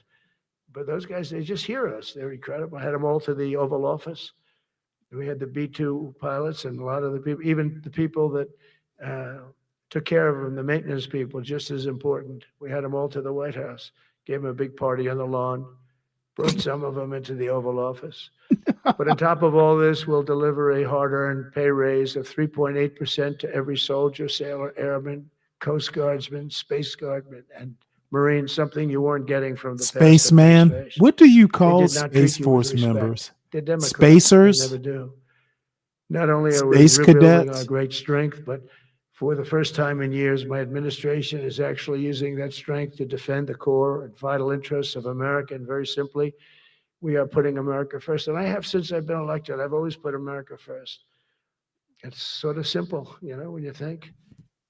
My campaign was run on common sense, and we did great. We got the highest numbers ever received in terms of districts. You know, they have it broken up, 2,500 versus 525. We won every swing state. We won the popular vote. We won everything. We won everything. You have to take a look at the map. It's almost entirely red, except there's a little blue line on each coast, and I think that's going to disappear too. We did really great, and part of it is because of our success with the military, the rebuilding of the military, the vote that I got from the military, and they're vicious people, you know, that we have to fight, just like you have to fight vicious people. Mine are a different kind of vicious, but they spread all these horrible, you know, they made up statements and said what I said about everything, but even about the military. But fortunately, the military didn't believe it. It's hard. You know, they make up a statement and they said, you say it. We had 25 people that said he never said that. 25. We had 25 affidavits. And they said, well, we're going with it anyway. You know, these sleazebags. And it's why the press is really losing all power, because people aren't believing it. We need an honest You're not press. giving We him need any borders. mercy, are you, dirty We dude? need borders. We need an honest press. We need fair elections. I mean, those three things. And we don't have an honest press. We have a really corrupt press, but we fight through the corrupt press. And the people understand you have to do this stuff a lot. You have to go on television. Yeah, a lot. he's You can't get a fair show definitely an because you rely on inspiring somebody speaker, else's. Lupin. They just they don't understand. They've destroyed the image of media. Now is at the lowest point it's ever been. It's lower than Congress. Can you believe that? It's something. But together with many of you in the room, we've brought back the fundamental principle that defending the homeland is the military's first and most important priority. That's what it is. So we change it Only to in recent war decades did instead of politicians defense. somehow come to believe that our job is to police the far reaches of Kenya and Somalia, while America is under invasion from within. We're under invasion from within. Oh, shit. No different than a foreign enemy, Oh, shit. but more difficult in many ways because they don't wear uniforms. At least when they're wearing a uniform, you can take them out. These people don't have uniforms. Oh, But we believe are me, under the press is invasion going to from have a within. We're field stopping day it with that very statement. quickly. After spending trillions of dollars defending the borders of foreign countries, with your help, we're defending the borders of our country from now on. We're not going to let this happen. Biden let people come in from prisons, mental institutions, drug dealers, murderers.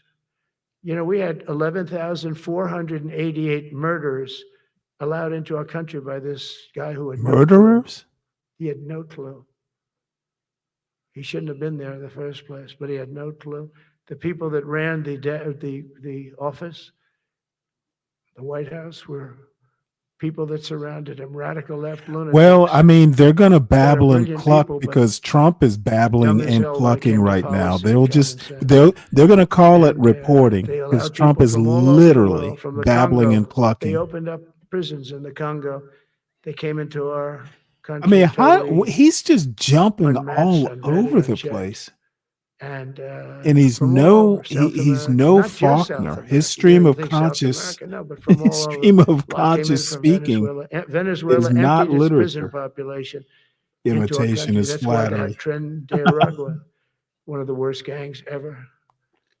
But we took care of them. We took good, strong care of them. And I just want to thank the National Guard in Washington, D.C.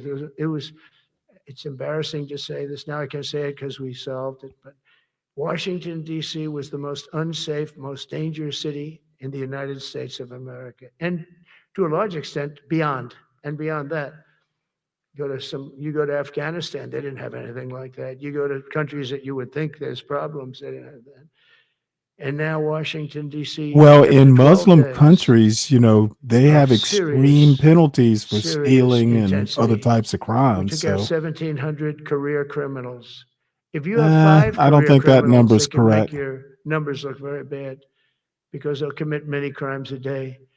But we took out 1,700 and they took them out. Yeah, There I was don't no think doubt who that's the boss correct. was. They did an unbelievable job. Then they started even cleaning.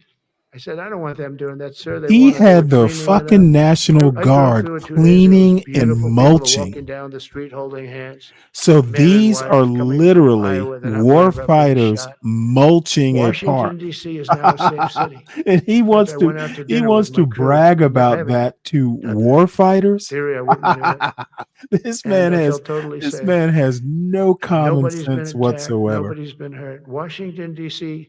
went from our most unsafe city to just about our safest city in a I period don't of a think the month. guard has We had quite it under made it there control in yet, 12 days, SKC.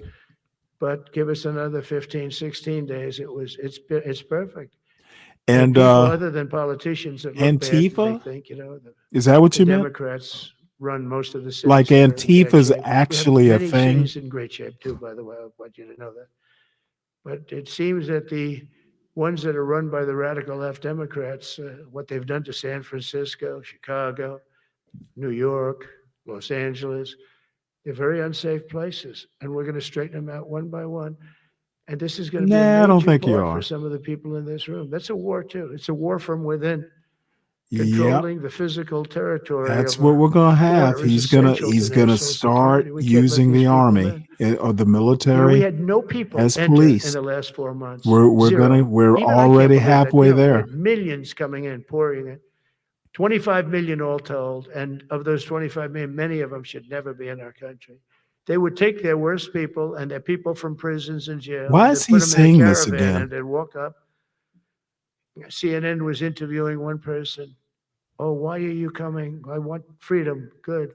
Were you Hey, in jail? dirty dude, Yes. this For Trump what? speech is Murder. like their cream. If they were little You had to see kitties, this anchor, they'd be the lapping young up the woman. cream She's that like, couldn't Donald believe. Trump is She'll pouring probably right now. lose her job, but because the left doesn't want to hear that. Military police But are we're not running it based on trained common to sense and deal with based on love of our civilians country. by and large. But I want to salute every service member who has helped us carry out this critical mission. It's really a very important mission. And I told Pete, we should use some of these dangerous cities as training grounds for our military, National Guard. Oh my military. God. Because we're going into Chicago very soon. That's a big city with an incompetent governor. So that what are they going to do? House to Throw him house out of or his family building to business building episodes, combat? the family. So they're going to use He becomes Chicago as governor. urban money. warfare training? Not money that he made. Oh, this is But he bad. ran for governor. Oh, once, we and need now to he get him the criticizes fuck us out of all the time. office. And last week they had 11 people murdered, I 44 people pray, shot. I The pray week before that they had 5 for people murdered, 2026. We 28 need to people right shot. this ship. Every weekend they This lose 5, this ship 6. is If they lose sailing 5, way off they're course. considering it a great week. They shouldn't lose any. You shouldn't lose any. This is civilization. And he's always I up there can saying, guarantee you there's some we're in admirals good and, shape. We and don't need the generals military. No, they need the thinking, military oh my desperately. How about God, is he Portland? talking about using the Portland, Oregon, military where it against looks like a Americans? war zone. And I get a call from the liberal governor. Sir, please don't come in. We don't need you. I said, well, unless they're playing false tapes, this looked like World War II. Your place is burning down. I mean, you must be kidding. Sir, we have it under control. I said, you don't have it under control, Governor, but I'll check it. You And know I called you what? back. I called Any back. I said, president who this place wasn't is in ill health a nightmare. would hop a plane Probably, out it's to certainly not the Portland to biggest, see but it's for one of the himself. worst. It's brutal. They go after There's our a ICE reason Donald Trump people who are isn't great going to these patriots and cities tough because he job too, but they knows love it. They love it because they're what cleaning he up our country. finds will And so you look at belie some of the or things where beclown they took him. over parts of Seattle. They actually took over a big percentage of Seattle. Think of that. You Solid remember Snake, that. That you're the was one who's a while ago. delusional, son. And I sent in the troops and they were gone. As soon as I sent them in, oh, when we send in the troops, if you have a real leader that says you got to do what you have to do, I put that out the other day. You got to do what you got to do because we don't want our people hurt as they I can stand. tell you right I was now, watching he's during Biden's the National Guard troops is standing going to up have at a this bridge, hard standing couple up years attention, recruiting the people. way I should stand all the time.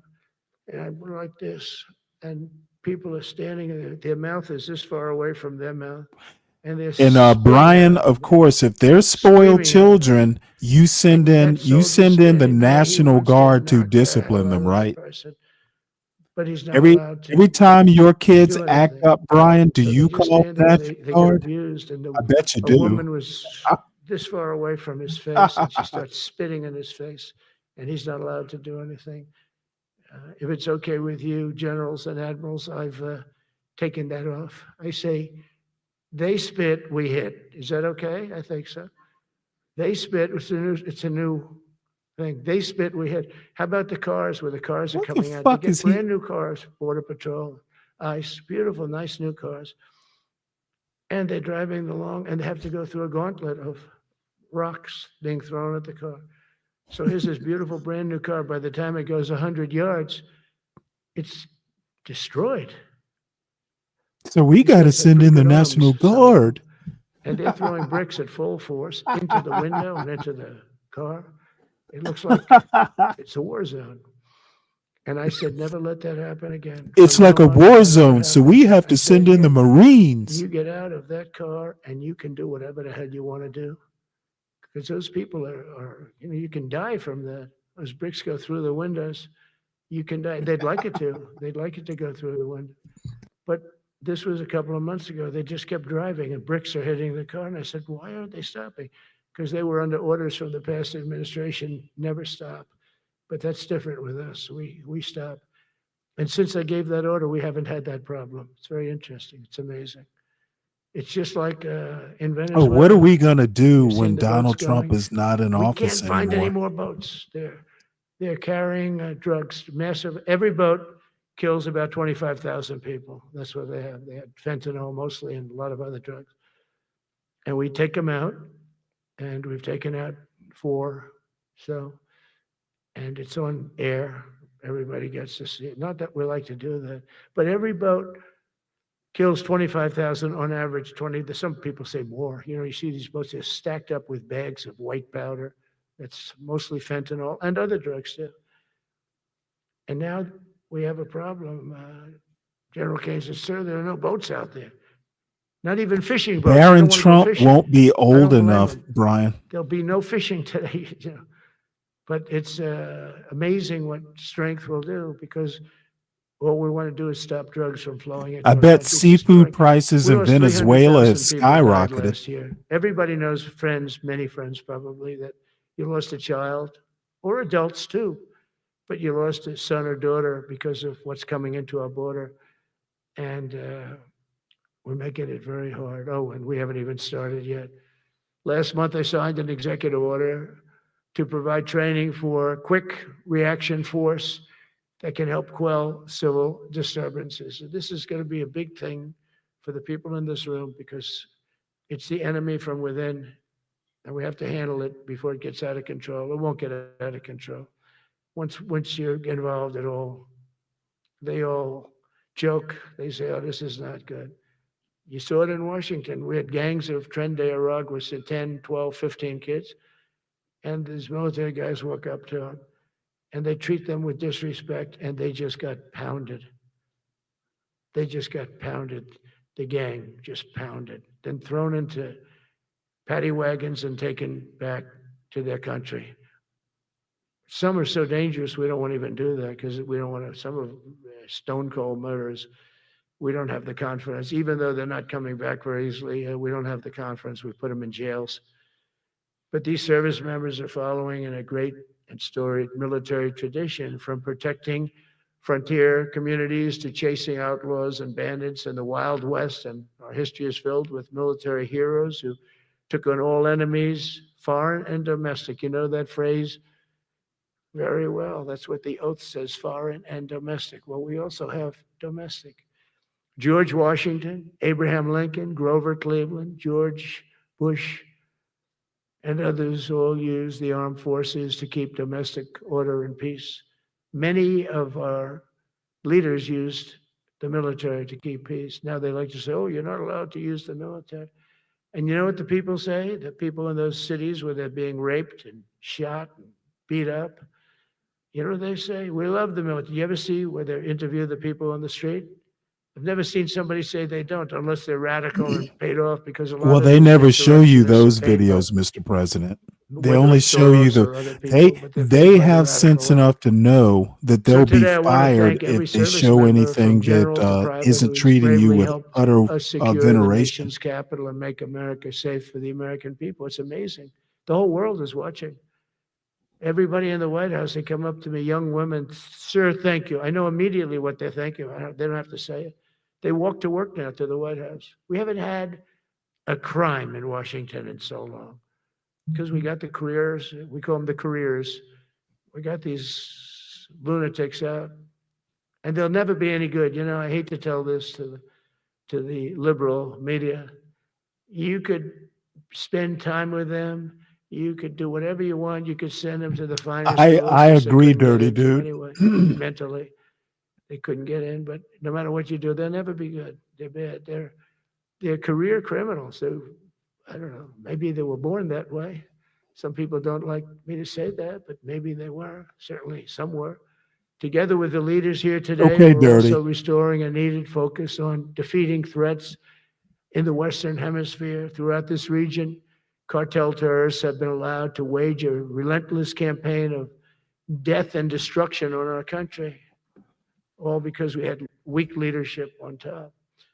And we did a great job with it first term, but this is something else what we're doing now. We're taking it to the next level, probably next level times 3. But we had COVID come up and we had to take care of that. We did a great job with COVID. We had the therapeutics, it's just Regeneron, so many things we did for COVID, but we had to focus on that, and every other country in the world was being decimated by COVID. So we had to change gear a little bit to take care of that. But under our leadership, the military is now the knife's edge in combating this sinister enemy. We have to put the traffickers and cartels on notice, and we've done that. And we put them, a lot of them, we've called them a terrorist organization, which is actually a big thing to do. Nobody's done it, but I've done it with a lot of them. It gives you a tremendous advantage. If you try to poison our people, we will blow you out of existence, because that's the only language they really understand. That's why you don't see any more boats on the ocean. You don't see any boats. Around Venezuela, there's nothing. As president, I will never hesitate to defend our people from threats of violence, from the horrible plague that's taking place from within. The Iran nuclear power, the Iran, all of the great power that we thought existed. We blew This it is out. literally a captive The kingdom. audience. We took advantage of it. I and bet we just no one has gotten really up and took walked advantage out of it. yet. It was a beautiful thing to see, and that's what military power can achieve. That's why I chose Raising Cane. He's fantastic, by the way. I hope you all agree. If anybody disagrees, could I please have your hand Who disappears at Raising Cane is no good? Just raise your hand. I don't see any hands raised. All right. That means you're okay. That means that he's okay now, but I saw his results. You know, he took out ISIS. I was told it was going to take 4 years. It took 4 weeks. I went to see him, and he took him out in 4 weeks, knocked him out, knocked him to hell. And I was told by military people it was going to take 4 to 5 years to do it. And I don't even know if we'll have it then, sir. These were the Washington generals. I call them the television generals. But Raising Cane did it in 4 weeks, took out 100% of the ISIS caliphate. As a result of these actions and many others since my inauguration, we're witnessing the triumphant return of peace through strength. We have great peace through strength. America is respected again as a country. We were not respected with Biden. They looked at him falling downstairs every day. Every day, the guy's falling downstairs. He said, it's not our president. We can't have it. I'm very careful, you know, when I walk downstairs like I'm on stairs, like these stairs, I walk very slowly. Nobody has to set a record. Just try not to fall, because it doesn't work out well. A few of our presidents have fallen and it became a part of their legacy. We don't want that. You walk nice and easy. You don't have to set any record. Be cool. Be cool when you walk down, but don't pop down the stairs. So one thing with Obama, I had zero respect for him as a president, but he would bop down those stairs. I've never said, da-da-da-da-da-da, pop, pop, pop. He'd go down the stairs, wouldn't hold on. I said, Oh, God. I can't do it. But eventually, What the bad things are fuck is he gonna happen. talking It only about? takes once.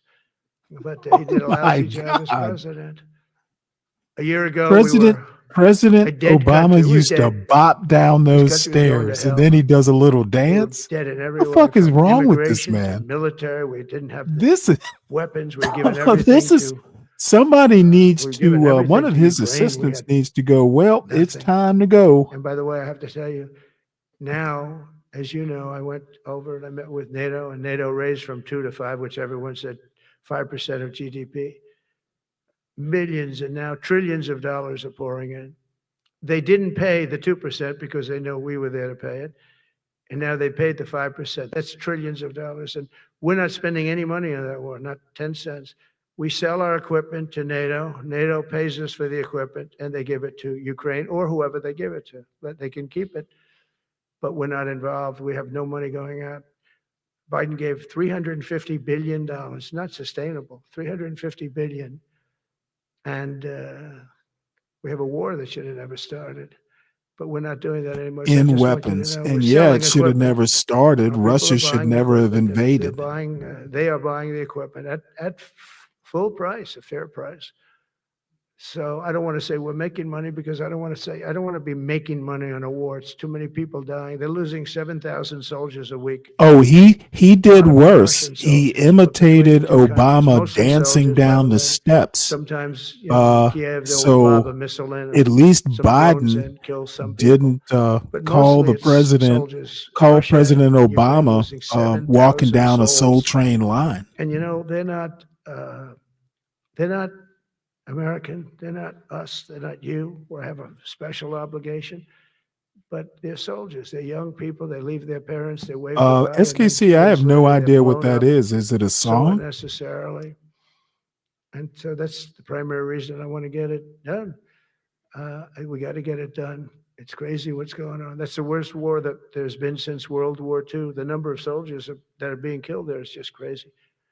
From 5,000 to 7,000 soldiers die a week. Think of that.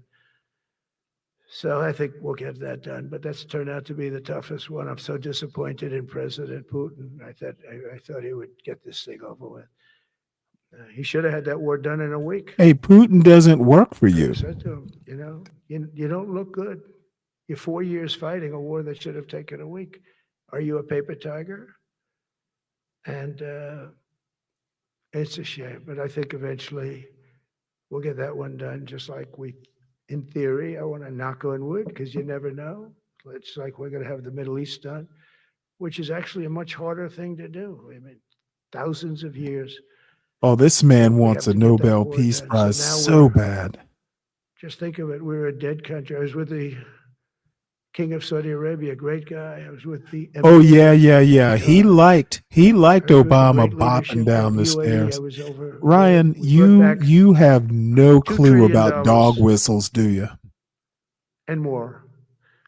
They ordered 200 planes, Boeings. They ordered so much, and they were great. But they all said essentially the same thing. They said, 1 year ago, you were a dead country. What's up, American and now man? you're the hottest country anywhere in the world. We're the hottest country in the world right now. The absolute hottest country in the world. There's nobody even close. Putin said that to me. We met in Alaska, had a good meeting. Putin said that to me. Then he went back and Ooh, and started boy, sending did I drones into Kiev. blush like a little We had a good girl. meeting. That's one of those things. But we were a dead country a year ago. I And know now I we're the felt hottest dead a country year anywhere in the ago. world. Think of that. You can be proud of that. And you must have felt like hell.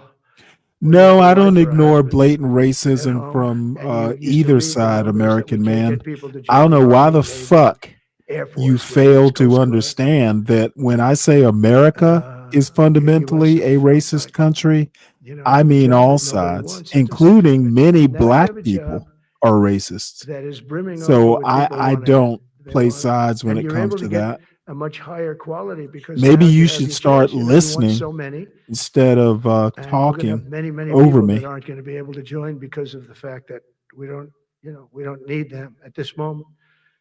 But think of it, what a difference that is from, I could just imagine 2 years ago, Yeah, you're reading good one, front page Brian. Good articles one. in the New York Apparently, Times, of you're course, Wall men Street who don't Journal. There was understand chaos, illusions. stories. But they played it so big. They were playing it so Yeah, big. it's Nobody all wants to pretend. join the Army, the Sure, it Marines, is, the Air American Force. man. You They can don't see want to into my join. mind and into my They don't want to heart. join the Coast Guard at all. Nobody wants to join. Nobody wants to join our police forces. Our police forces also. It's almost went hand in hand. Then And I you, used to say, then if speaking in we front of all the see military it, then today, and we are it's all embarrassing dumb. because I'm speaking in And front of people I who don't shy away from have a calling it job as that I see it. other people don't want. But It's now you have a job because that you everybody all wants. So are I think that dumb. has to make you feel good. It's one of the I'm reasons here I to love coming wise in you today, up because I there, wanted to say American man. that. I have to say that everybody wants to be in the Army, the Navy, the Air Force, the Marines. If you think the Coast Guard and Space Force, our beautiful Space Force, it's a And whole Space different Force, world. the And now they're red-headed signing up, by the way, stepchild. seriously big numbers for the police. Dangerous job, isn't it? Huh? Fire department. But that's the paving the way for progress once thought almost impossible. I mean, a year ago, you wouldn't have thought that was possible. A year ago, Oh, I love to mock they were Trump. talking about making Like the all military comedians smaller actually really like because they can't Trump. get the people to He is join. a They're thinking about making it he is larger rich soil to because grow we have so many jokes. people. And it's nice to be able to cut people because of merit that aren't really qualified for any reason, a physical reason, a mental reason.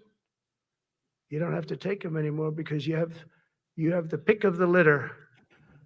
And they all A want to be with you. godless They all want your Marxist. job. They want to be with you. They want to work with Boy, you. it was so long ago. I'd have They'll to even think take a your minute, job, Chris M. Got to be a little bit sharp. You got to watch it. But everybody wants to be doing what you're doing now. What a difference when I speak to you, and I can say that as opposed to a couple of years ago when I was talking to rooms where they were desperate to get people and they couldn't get them. What a difference a presidential election can make. That's all it is. It's just a presidential election. Yesterday at the White House, we put forward a plan for peace in Gaza. We announced it, and we're going to create something that was my idea, but unfortunately I got drafted. It's going to be called the Board of Peace, and it's going to reign over that territory, and we're going to get that The done. board, And they asked if I'd be does the it chairman does of the he Board mean of Peace. I wasn't counting on that. I BORED had or the idea of the Board of Peace. BOARD?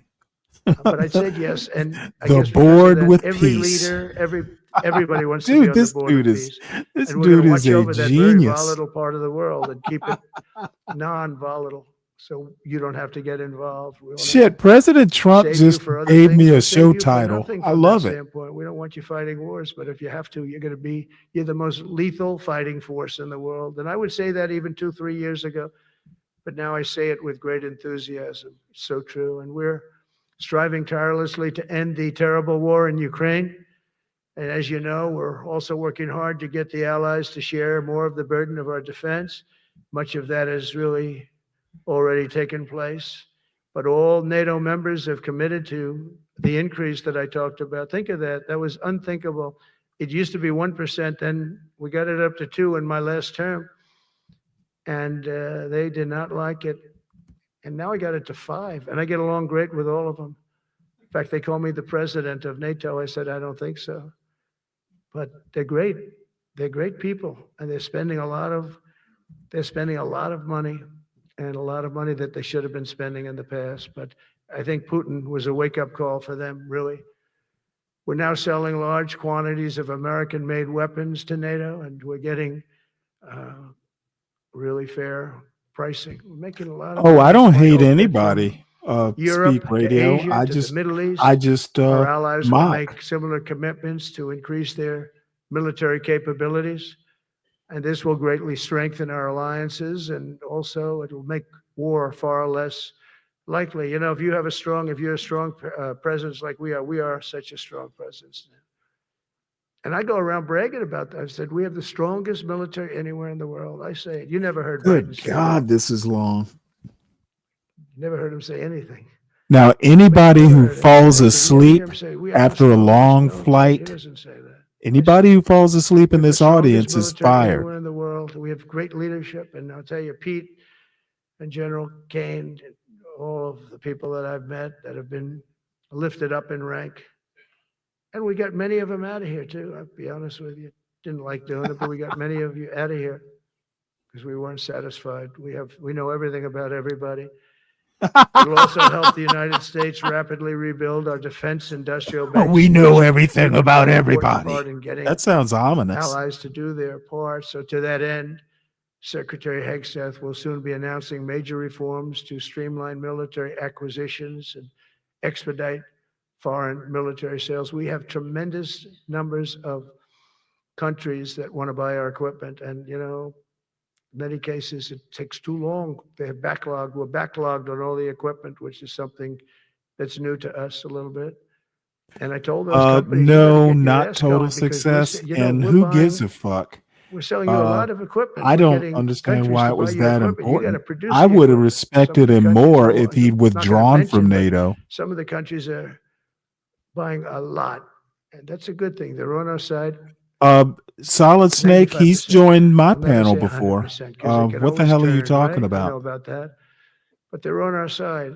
The problem is we have to get the companies that make this equipment, and we make the best equipment in the world, but they got to make it faster. We have orders for the F-35. We have orders for everything. The new F-47. We have orders for everything. They got to make it faster. As a matter of fact, ammunition they Solid have to Snake, make when's the last time you've been In up the on my coming months, we'll panel? be making even more historic announcements to fully embrace the I think in the past, identity of say, the 2 Department of months, War. Dirty Dude I has love the been up name. I here think more it's than so you great. have, I think it Solid stops Snake. wars. The Department of War is going to stop wars. If we are as ruthless and relentless So it as needs to our be a group enemies, decision, the United SKC? States Armed I Forces will be understand your trepidation. totally unmatched in the future. We have a group of enemies that are very ruthless and very smart.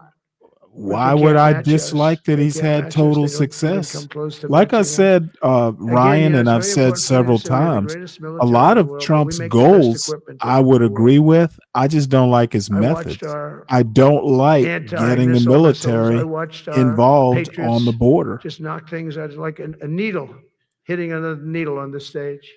There's a needle up I there. and don't you send like another needle up, and it hits it deploying the every National time. Guard During the war, we when went 14 for 14. We had 14. you're taking these people This is away really from we had their homes. 14 They are missiles coming at civilian us. soldiers. All 14 Deploying were them knocked out of the just sky. on a whim and for We nothing. make the best equipment. Dude, From Sparta he's to Rome, deploying people to the to British clean up Empire, to the United detail. States of He's America. deploying History has people, shown that taking people military far from supremacy their has homes never and been their simply a matter civilian of money jobs or to pick manpower. up trash At on the the end of the mall. day, it That's is the bullshit. culture, spirit of our military that truly sets us apart from any other nation.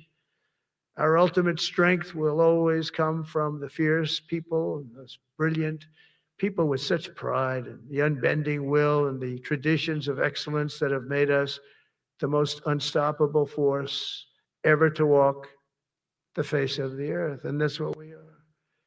Remember, we never want to use it, but we have the Solid most Snake. powerful nuclear capability, and I call it nuclear deterrent of any other country. Nobody close. The men and women in this room inherit the legacy built and won by Washington and Jackson, Grant and Pershing, Eisenhower and Patton, Nimitz and LeMay. We carry Yeah, forward the majestic Fred. military Hey, what's up, heritage Solid passed Snake? down from father to son, soldier to soldier, and one generation of warriors to the next. You are warriors, you know that, right? You're great warriors, or you wouldn't be in this room. You're the best of the I'd have best. fired you if you weren't. From Concord Bridge to Fort McHenry, from Gettysburg to Manila Bay, from Normandy to Sicily, and from the jungles of Vietnam to the dusty Yes. streets of Baghdad, America's military has charged into hellfire, climbed up jagged mountains, crossed roaring oceans, and thundered across open deserts to defend our flag, our freedom, and our homeland. Nobody does it like you. Now we are discovering American muscle, reasserting American might, and beginning the next story chapter in American military legends and lore. That's Lore. It is lore. When it comes to defending our way of life, nothing will slow us. No enemy will stop us. They cannot stop us. And no adversary will stand in our way. They won't stand in our way. We don't want them to stand in our way. We don't want to even put them in that position, but they're not going to stand in our way ever again. You'll never see 4 years like we had with Biden and that group of incompetent people that ran this Does he country. talk They should about have his never been plan there. to go back Because we had and the United States reoccupy military, the best, the Bagram? boldest, the bravest that the world has ever seen, that the world has ever known. With leaders like we have right here in this beautiful room today, we will vanquish every danger and crush every threat to our freedom in every generation to come, because we will fight, fight, fight, and we will win, win, win. I want to just thank you once again, and God bless the United States military. And God Good bless luck America. and God bless you all. Godspeed. Thank you very much. Thank you. Well, that's pretty tepid. Hey, Stanley, Yes, I'm sir. so glad I got you up today. I want to ask you a question. What do you think? Let's say like, okay, we just doing this as a hypothetical, okay, Stanley? Let's Right. just say hypothetically, I know a lot of young black that want to start businesses. I know a lot of white people willing to invest in business. Here's the problem. They don't want to invest in the blacks. How do you think I could solve that problem if I was the intermediary in that situation? I think you should. I think you should. Wait. Well, you ask me a question and then you won't let me answer I it. asked it wrong. I think I kind of asked it wrong. Okay. I think I Well, kind of try again then. Yeah, it's not just white. It's like investors. Let's just say potential investors for their businesses. Now, I got a bunch of blacks that's willing to get into that type of work. But the thing is, I can't seem to mend the two together to where they can come to an agreement. Okay, well, let me just put it to you this way. Why are you investing black? Why do we have to racialize investment? Yeah, because most of the population is black, Stanley. Well, where? Majority of the Okay, you're working talking about population will you. be black. Okay, wait, hold it. Where? Can you help me out here? Are you talking about your city, the city you live in? know where I live. Oh, okay. I thought you were talking about in general. No, this man, I'm telling you, it's a lot of things going on, man. And I'm trying to like, for some strange reason, they focused on it. You know, a lot of people come Well, in want to do again, business. let's take race out of it. Is the business something people want to invest in? Well, I'm gonna tell you like this: is going to equal jobs at I the mean, end of the does day. your town, I mean, what exactly is the business? Farming. Okay, well, I mean, a farm in your part of the world is a dime a dozen. Yeah, I know, man. I really need to What are focus they on my. farming? Are they No, I farming need to focus weed on. or I'm gonna what? ask you that question much later. I've been drinking, and I can't even. Okay. Okay, because I mean, No, look, no. I've been complaining about, and people will be surprised when I say this, but let's take race out of it. If the business is something people want to invest in, well, then race shouldn't necessarily play a part. And just a show note here. At some point this afternoon, around 4, probably more like 5 o'clock Eastern, I'm going to finish up the Clarence Thomas documentary that I started yesterday evening. What? One of the things that Clarence Thomas and others, I've just gotten to a point to where I think that America racializes everything. That's when I say America is fundamentally a culture that is racist. We racialize everything. Black Yeah, Stanley. businesses, But the here go the thing, Stanley. hold on, let me finish, please. Black crime, white crime, black business, non-black business, and I understand why you might racialize a business because blacks have historically been disadvantaged legally, culturally, politically, and otherwise. But the thing is I think in 2025 you've got so many opinions that just have a business that people want to invest in, and it does, the investors will come. And in your particular town, Solid Snake, do people even have the money to invest? Okay, maybe they would invest if they had the money. um why would people who are strapped for cash be, people It's who not don't I mean, generally when you invest in something you actually have extra money to invest.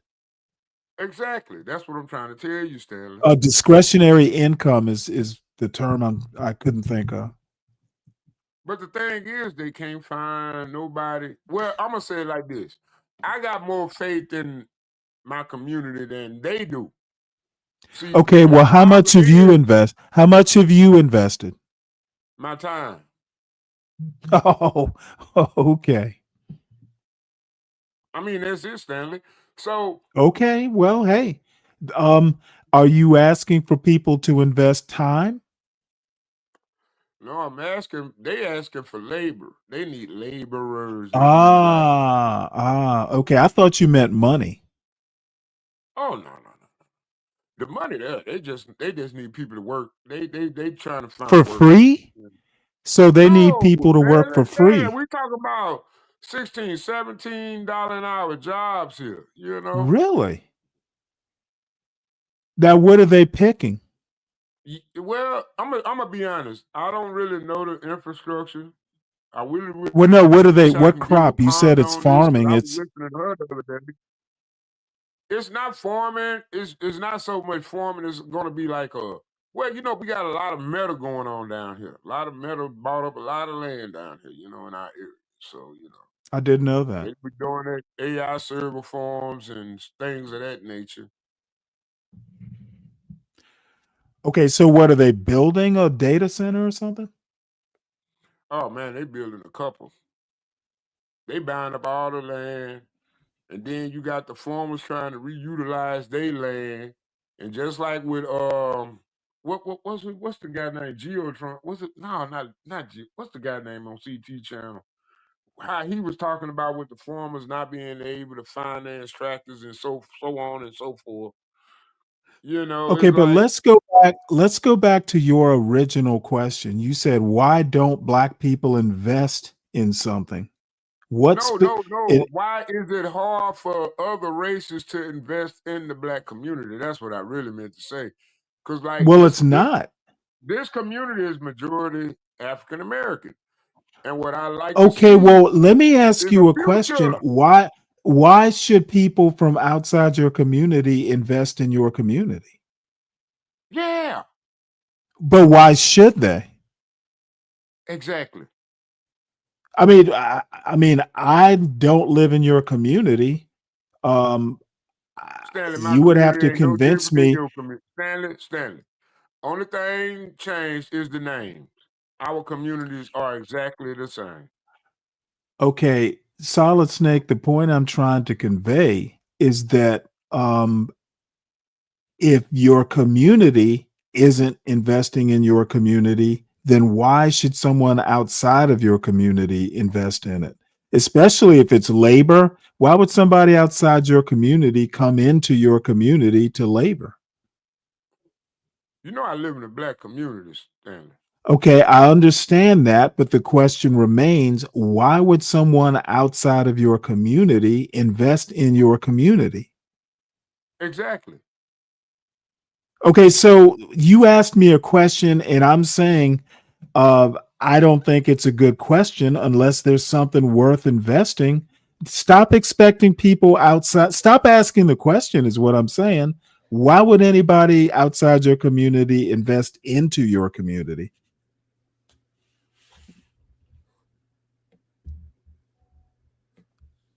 SKC, what's up? Looks like Snake is frozen. Oh, Do you understand what he's asking? yeah. I don't know. I was gonna ask him to clarify his position on I've been asking him to do that. Maybe you can Okay, speak his clarify my language. position or what? like Hold like on, wait, like wait, wait.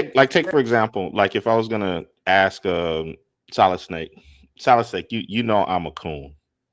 Everybody does know this. So please sell me on why I should help the black community. That's what I'm asking you. Okay, but what is in the community to invest in? Are you asking for money for a community center? Are you asking for a business? What exactly is the investment? No, that's my question to you. Oh my God. Well, I think he's saying, why should other people help the black community? Is that your No, question? I don't even want to make it the I black mean, I literally community. got Let's people just say lined up his asking me community. questions all of a sudden. I done became famous. My fucking LinkedIn is backed up. I don't know how people found my Okay, name and dude, shit. I don't give a fuck about your LinkedIn. You asked me a question and I'm trying to figure out what it is you're asking. So what's my selling point? Yeah, that's what we're asking you. That's what I'm asking you. Is this a who's on first situation? Dude, I don't know anything about your community, but just pretend you're asking me, Let's just act Stanley, like all communities Stanley, the same community Stanley, because it is. It's Stanley. literally the same Just say, community, Stanley. just pretend I would be the one you convinced to invest in your community. My response would be, Solid Snake, I don't know much about your community. Why should I invest in your community? That's what I'm asking you. Okay. I don't know anything about your community other than you live in it. If it's based on you, then hell no, I'm not investing. Okay. But outside that. But ain't that beside the point though, Stanley? No, Isn't I'm that trying beside to the figure point? out what your point is. Dude, I can't. How can it be besides a point when you haven't made a point?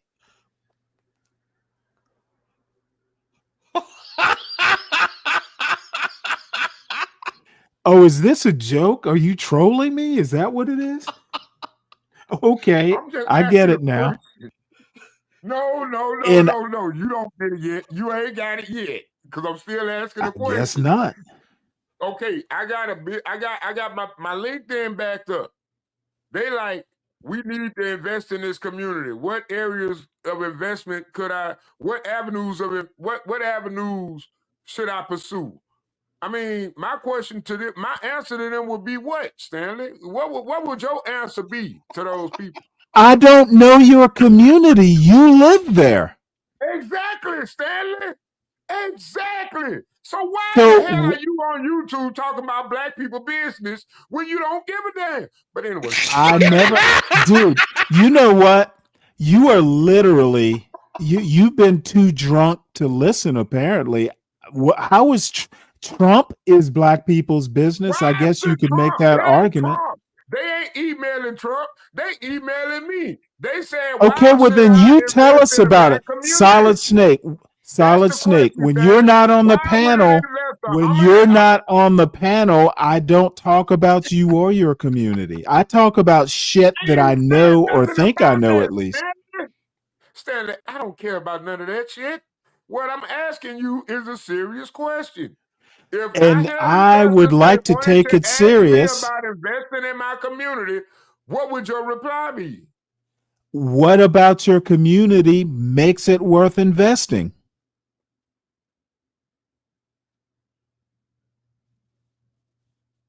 I'm assuming you're asking the question. Isn't that the question we should be asking ourselves? What about No, our it's community is not. worth Absolutely not. See, and that's why I think you fail. I think that's where you fail. Okay, dude, what exactly have I failed yet? What have I failed at, Solid Snake? Solid Snake. Solid Snake. What exactly have I failed at doing? Answering that question. Okay, dude, I don't think there is a coast to coast black community. I think there are a bunch of black communities.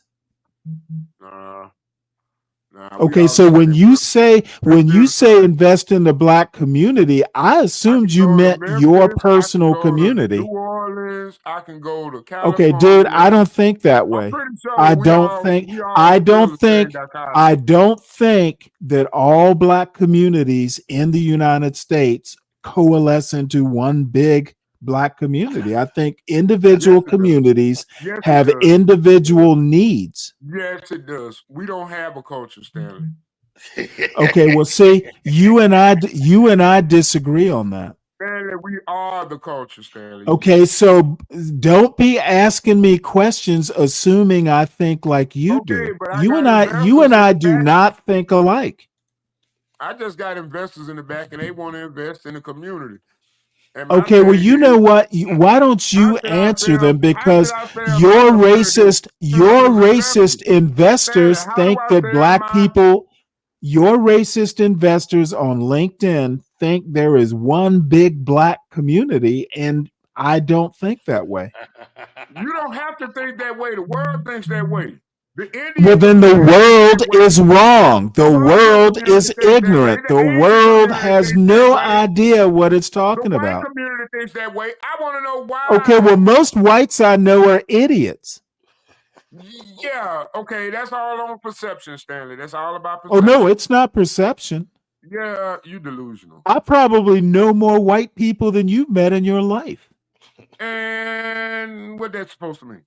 Okay, most that I've met are mediocre at best. Just like most black people I've met are mediocre at best. Yeah.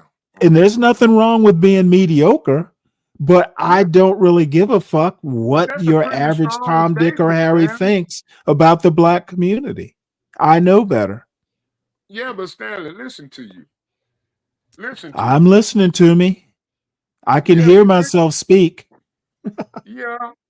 Yeah, I'm pretty sure you can.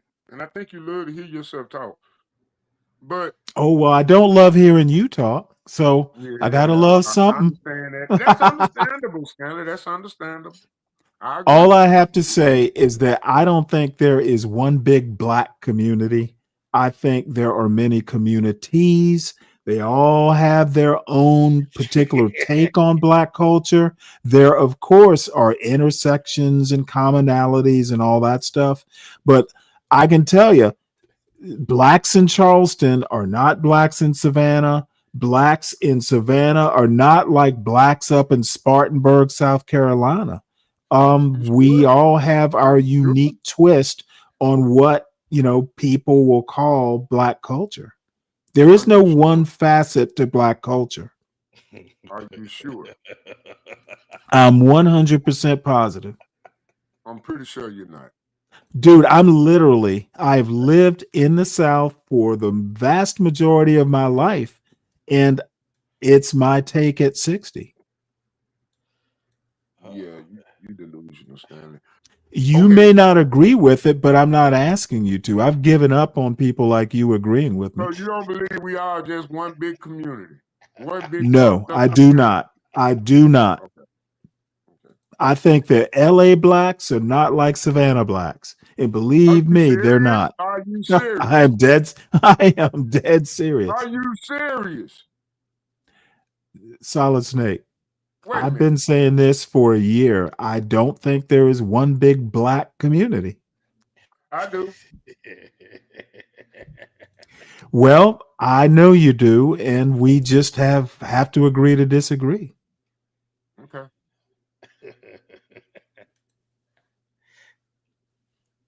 I believe we one so Solid Snake, why do you think that there's just it's all one big black gulag?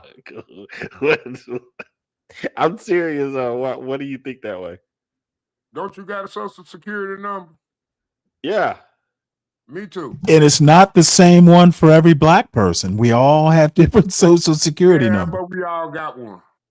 So it's all the same. They all the digits are the same. All the struggle the same. Have you not viewed TikTok? The Facebook? struggle is not the same. There's different levels. I'll agree that blacks are not a monolith in ideology, but we are one community. So you're basically saying that it's just different shades of blackness, as it were, right? But it's all the same. It's all black. Exactly. Okay. I just asked Stanley a simple question. How do I propose these investors to keep my community black, in other words? Because let's be honest, you don't own anything in this country anymore. Your land, you only paying property taxes. They could sell that right from under your feet. But they could sell it from under white people's feet too. Okay, how is your property example, Solid Snake? Your property example, Solid Snake. You went to the military and all, but Solid Snake. grasp the concept. Solid Snake. Solid Snake. Any property owner, black, white, Hispanic, it doesn't really matter who doesn't pay property taxes. Yeah, but my will thing probably. is, I don't understand. See, you academic blacks, and I say that I say that with a lot of respect. It just seems that y'all don't get it. Y'all understand y'all skills. Y'all I'm sorry we don't get it like you get it. Reason I listen to you, Stanley. I listen to you. I listen to John Galt. I listen to all y'all. John Galt is an academic black. It seems like, in my opinion, there was a very great gap in respect of life. Respect of what? You'd rather defend a party that literally committed genocide against its own Okay, race. dude, whoa. All of a sudden we're talking parties? You are as bad as Donald Trump. Do you know we lost a lot of engineers through abortion processes? What? How about we not? Okay, you know that is, dude. Don't bring that fucking retardation to my panel. How do you know? How do you know we lost a lot of engineers? So much and produce. Are there born engineers? No, they raised engineers, nigga. How you gonna contradict yourself? Oh my God! Now he's using the N-word up here. How many rules are you gonna break today? Allow the ideology of a production. Now begins the entertainment part of the Stanley versus the World show. Take it away, Solid Snake. Stop it.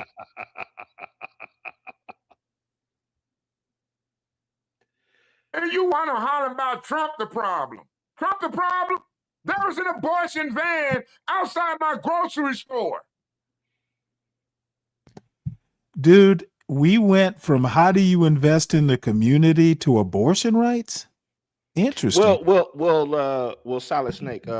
Maybe the abortion van is an investment. Oh, that is dark. Of course it is, Stanley. But I'm serious. Didn't somebody pay money in order for that van to be there?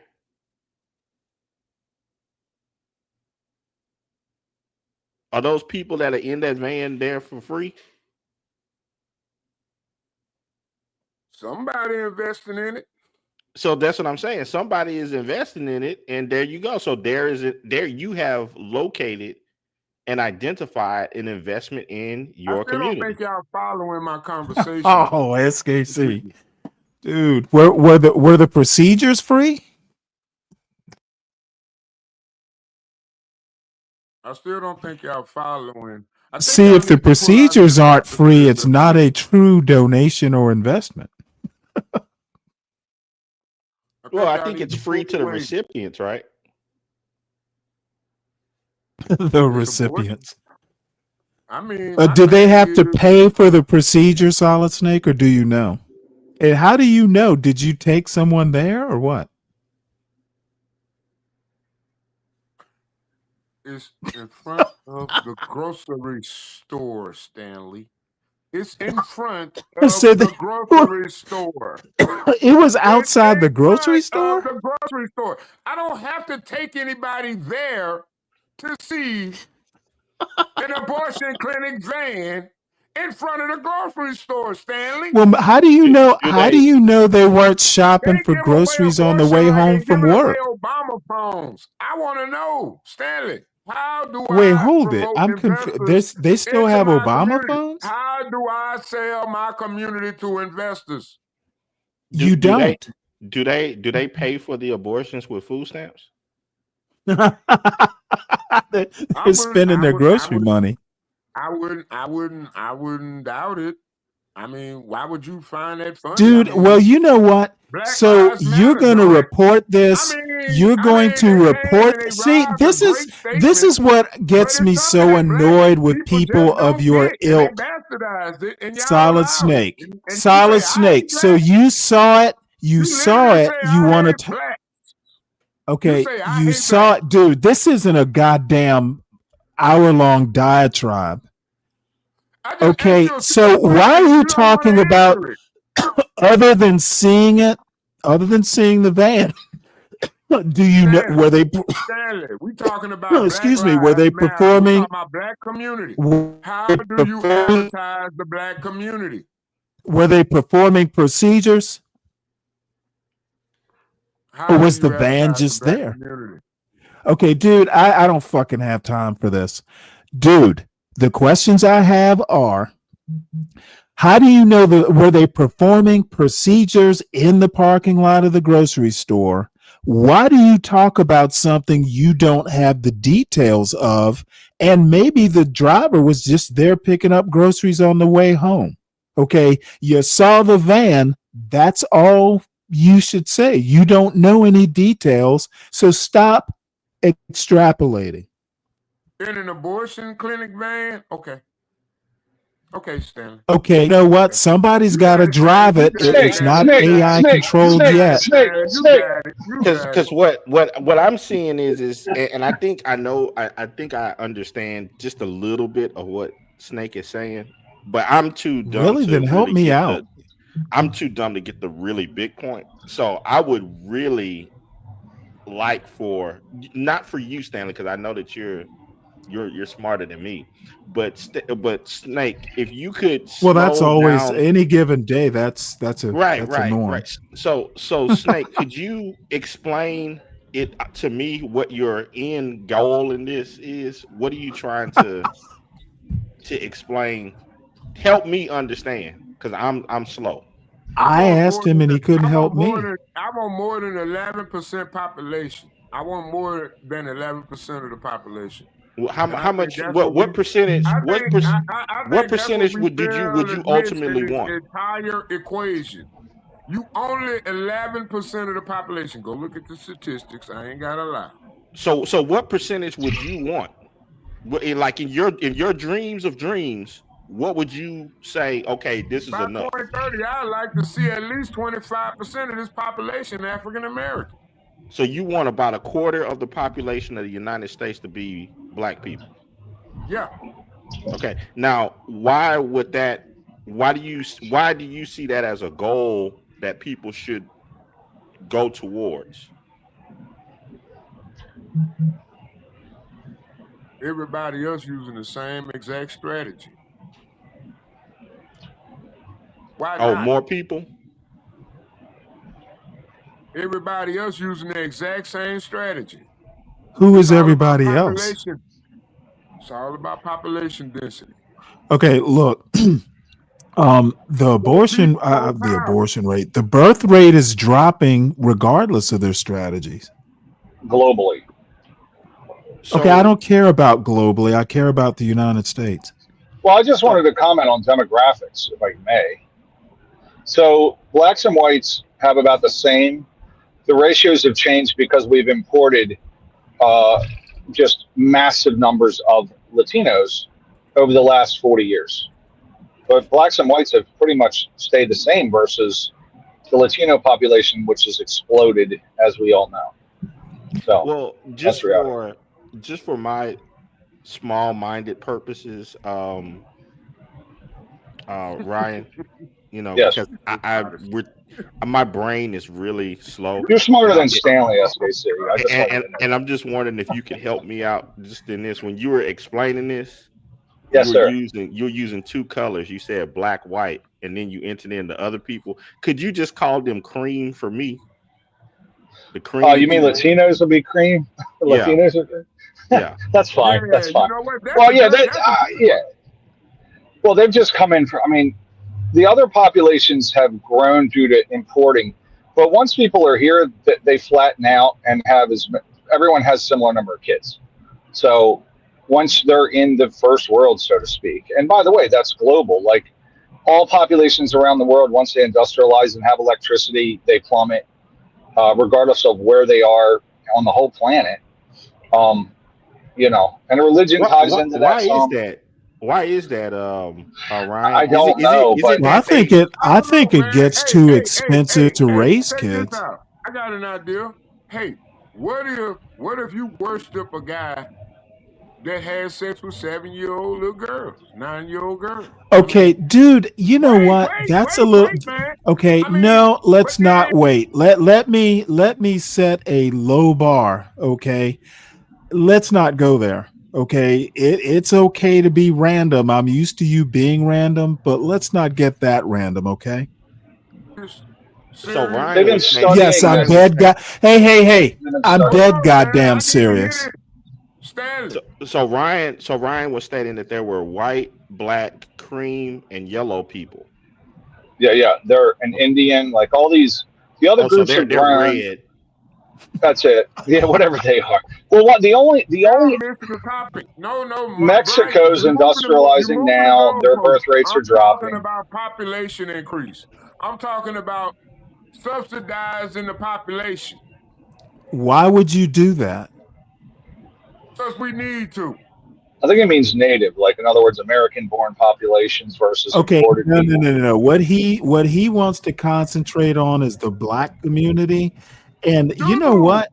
Do you actually think white people are going to subsidize an increase in the black population? You're missing my point.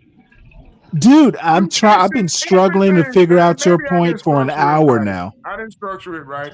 I didn't structure my argument right, and that's my fault. I apologize. I completely apologize, and I'd rather us just leave the discussion alone because I. Good. Okay, I'm ready to move on. Yeah, you're right. But it's a global thing. It's a global phenomenon. I mean, any country that, if you just took a country and started pumping money into it, and as they industrialize, now religion does play into it. So Latinos are heavily Catholic, but once they get here, they still have birth rate collapse, basically. So, and I mean, It's wealthy areas. expensive to raise kids. I think that's part of it for sure. Well, no, I would venture to say it's a large part of it. It's just once you're in the first world, regardless of where you're from, they tend to have less kids almost immediately. And as in country industrialized, regardless of the country, like China has, well, they had their own policy, but like Mexico's industrializing now, their birth rate is imploding. The only country that's first world or considered first world that's expanded is Israel, and they speculate it's only they have the a lot of religious. immigration. Well, Israel's got a very religious sect of Hasidic, which pump out like 6 kids at a clip, right? And then, but the standard they're going into the military now, so that'll thin out a bit. But like their secular Jews have just as few as everybody. So like religion plays into it, but it's a phenomenon happening everywhere. Once India industrializes, their birth rate will implode. I mean, it's just happening everywhere. It's just the nature of it. They can't figure it out, but I think you have more control over your, you don't, it's non-agrarian, obviously, so, you're in a city, you're only going to have a couple kids. But I will say that the Democrats overall have a lower birth rate, and they did have an abortion ban at the Democratic caucus, which is just very odd. And that's why I think they're importing so many people, because they know in 20 years they're screwed. Well, Ryan, how do you know that the van wasn't there before the caucus began? No, it was in the news. They put it there. They literally were like a vasectomy van and an abortion van were at the DNC in Chicago before, like months ago. Like, we're pro-abortion, so they got like a abortion on demand thing. It was just a strange thing. Are you really trying to convince me, Ryan, that they were using that van as part of their branding? I swear to God. And look it up.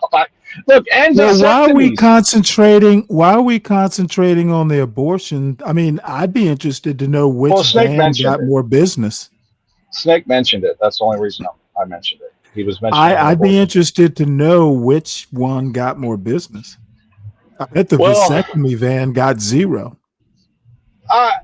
No, they had business too.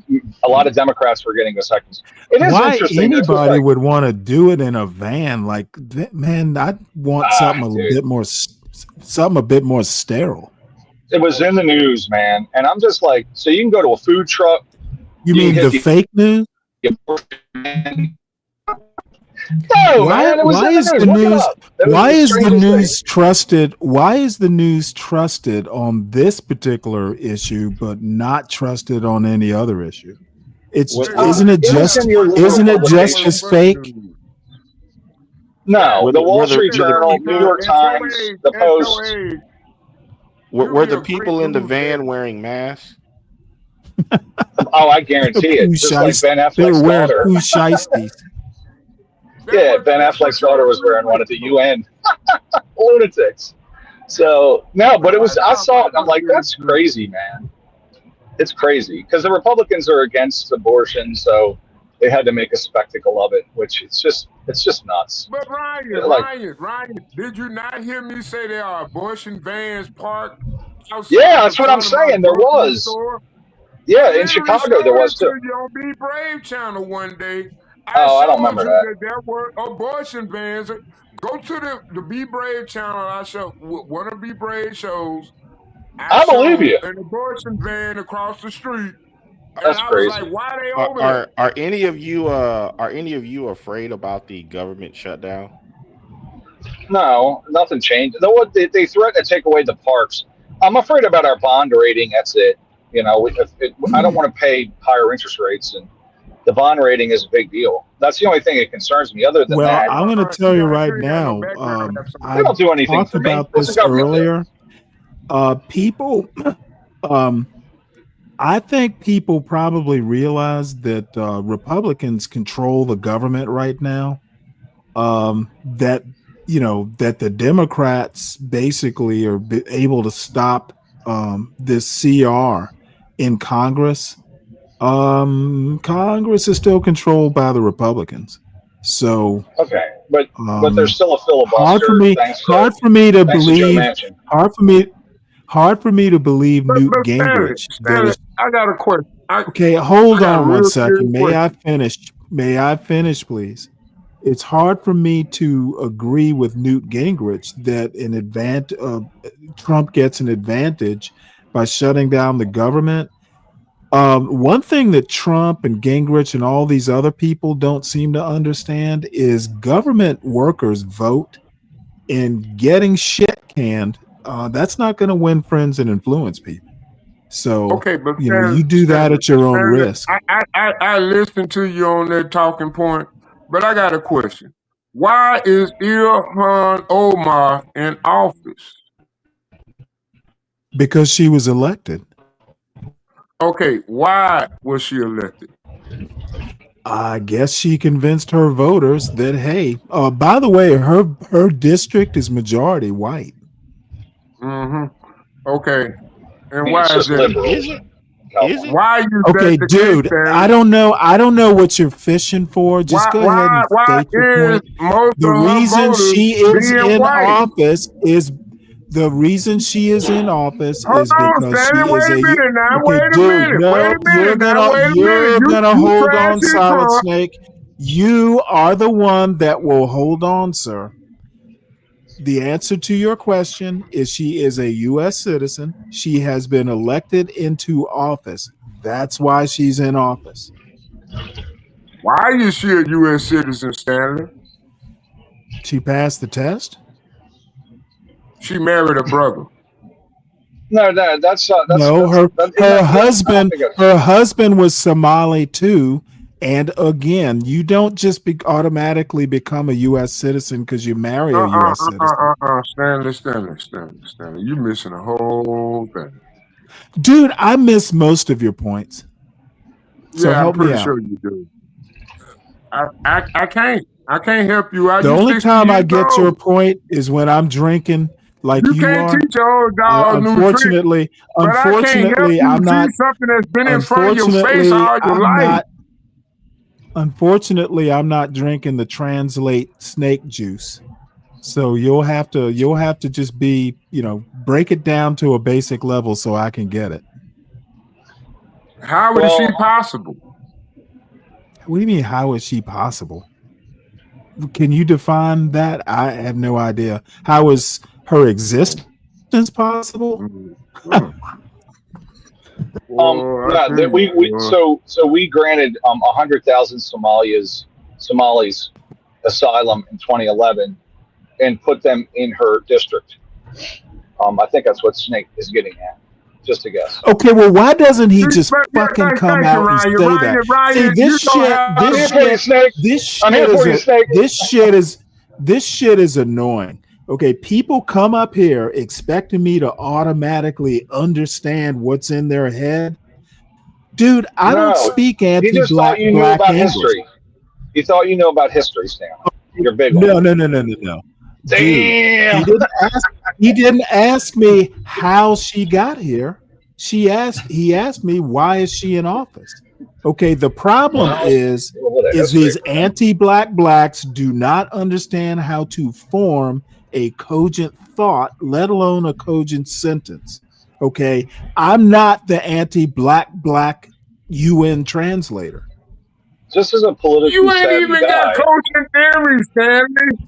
No, I don't know. See, what I do is I draw people out. Okay. I kind of knew what he was getting at, but I'm not going to fucking speak for him. How about be forthright and stop couching it in this woke language that he's trying to do? What are you two woke to speak your mind? To the official virgin zombies out there in the streets, man. Salute to the official virgin zombies. Salute. I have no idea what that means. Official version zombie. It's just a state. It's just a phrase someone says a lot. I don't want to name names, but he says it all the time to everybody. Well, look, I think it's a good point. We did import like Okay, no, Somalia. I think it's a trash. I think it's a trash point. If you want to talk about her origin story, then talk about her origin story. If you ask me how she got into office, am I incorrect in saying she was voted into office? No, that was correct, but it was only No, you possible incorrect. because we imported Okay, no, an no, no, entire no, no. city. I don't give a shit about any of that. It really does not matter. If you ask me a question and if I'm asked a question and I answer it, stop being frustrated that I'm not giving the official answer that you're looking for. Okay, talk about official version zombies, dude. Ask me a question and I answer it. It's as simple as that. If you ask, I'm not going to guess why you're asking the question. I'm just going to answer the question. I asked you the question and you just running. And then you just really Dude, made a statement I asked that you, showed me dude, why you run. motherfucker, stop in reinventing the past. Okay, you asked me the question and I answered it. Okay, I don't care why you asked the question. This is what happens when somebody who's too clever by half comes up here and wants to ask a loaded question. Dude, get to your damn point. It makes the conversation flow easier.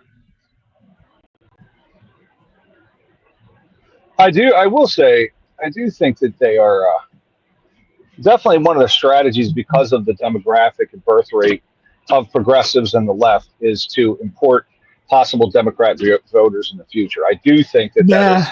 I don't agree with that at all. It's Of your course opinion. not. Well, that's what's happening. I need you. Hey, I accept it's 20 your opinion. million voters. I need proof of concept. What happened with 20 million voters? Yeah. Say what? Well, there is demographic issues though with the liberals, so Democrats. So they are You know producing what? less You children. guys, this is your weakness. Okay. You two always want to make it black or white or Republican or Democratic. Dude, there is more nuance to American life than these four categories you two are so quick to Stanley, I think engage you make a in, lot of stuff and it's all talking points. Okay, there's never an original thought. It's all talking points. No, it's not. No, it's not. No, it's not. No, it's not. No, it's not. No, it's not, Stanley. No, it's not. Stop lying. There is no. Methinks thou dost protest too much. Yeah, I think that if they shut the government down, I mean, ICE will be affected. So I don't think the Republicans want to do it because they probably want to continue with the program. No, I guarantee you, Trump will just divert some money that he from the he gave $20 billion to Argentina. I'm sure he's got some petty cash somewhere, something he decided not to spend. What was that for? What was it for? Because they were falling short or something like that. It's a bailout. Yeah. For President Milei down there. He and Trump are allies. He's like that libertarian president of Argentina. And they've been having like budget issues. So Trump just gave him $20 billion. So I'm sure Trump will find the money to keep ICE afloat. Yeah. Well, I believe he probably helped them out. Yeah, but Stanley, you literally following a party that didn't invest in the African American community in general. So my point is, how do I provide investors for my community? Why should they? Exactly, and that's what I'm saying. Why should I vote for a Democratic Party that has spokesperson like you, voters like you, saying why should they? But I hate blacks. And my question to you is, who is making you do it? Vote another party. Who gives a shit? No, the situation made me do it. I'm a solution-based person. Honestly, Stanley, I want to make a solution. I want to solve the problem, Stanley. I don't want to just sit back and be messy. like Solid some Snake, government funded baby. Solid Snake, I want you to vote Republican. You are a natural Republican. Drunk No, and what I stupid. want you to do is focus on the black community. How No, hard is I that, don't do. Stanley? I'm not gonna do. No, I'm not gonna Stanley, how focus hard on is it for you something to that's focus not on the there, black community? dude. The black community is You the hate black the white. community You hate is the a white man, social but you hate the white construct. man. You say, "Oh, fuck Whitey because he white Well, man." look at him. But then, And I'm where the your one who solution talks at? race Where all the your time. solution at? I'm the one who talks race all the time, right? Well, you are literally sitting here making a stupid race argument, but I'm the no, one who's Stanley, always that's talking what you race. do. Stanley, that's what you do. Yeah, okay. I'm not doing it right now. No, because you don't do it right. Even when you think you're doing it good, you don't do it right. You fuck up. All you do is fuck I've up. already And told you, Solid Snake. I wonder how many generals and people you promoted in your military career that we gotta suffer through. What is he talking I hope about? he do fire half the damn military, because if you was part of that military that was raised up during them damn Democrat years that led to this LGBT revolution, your ass needs to not only be fired, but we need to just haul y'all ass out on the goddamn Navy battleship and dump your ass off in the sea, just like Osama bin Laden. Because 90% of what America going through is a military operation. And you don't even understand how to advertise to other investors or people from other countries to your black community. And then you want to get your ass up here and talk about somebody hating black people. If you use the term, if you're You going don't to even use the term advertise to black investment, people. okay, Shut dude, the fuck up. dude. Okay, you're using the term investment and investor. What's the return, Solid Snake? What's the return on investment? I don't know, Stanley. I don't know. You was in the military. Okay, then you why? tell me. If you don't know, You why are you advertise expecting the military. Why are you expecting people to invest in something and you don't even know what the return on investment is? Solid Snake, the answer is in that beer can that you're holding. What I want to know, Stanley, what did you sacrifice your life for? Is the right answer I sacrificed my I'm still alive last I checked, so I still have my Is life. that what you invested your life for? Do you mean risk?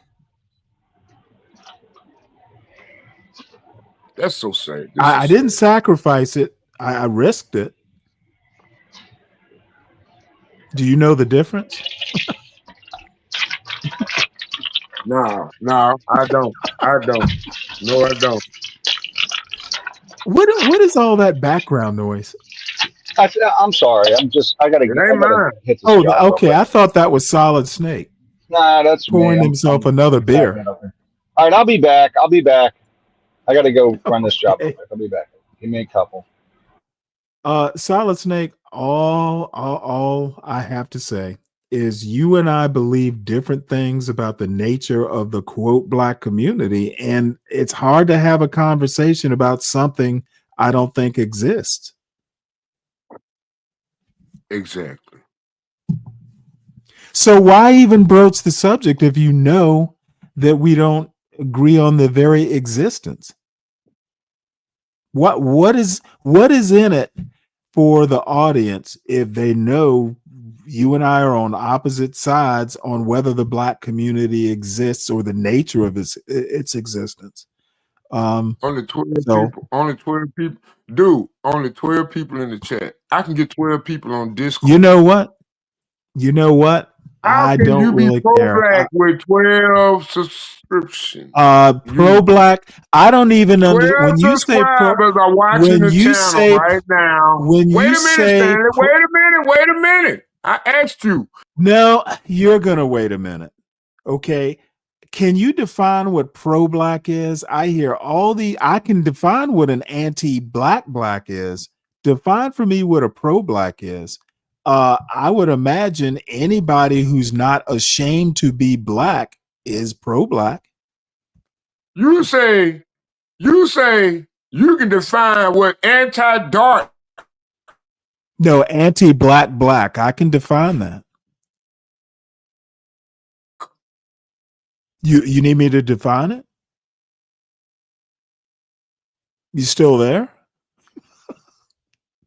When Well, you don't maybe, even send that. dude, I don't see your light. I don't see your light, but an anti-black black is literally someone who hates black people, who never has a good thing to say about black people, and who believe there is one big black community and one big black culture, and we're all the same. That's what an anti-black black is. That's yep. That makes sense to you, Stanley. Yes. That's retarded. Okay, well, you do hate blacks, right?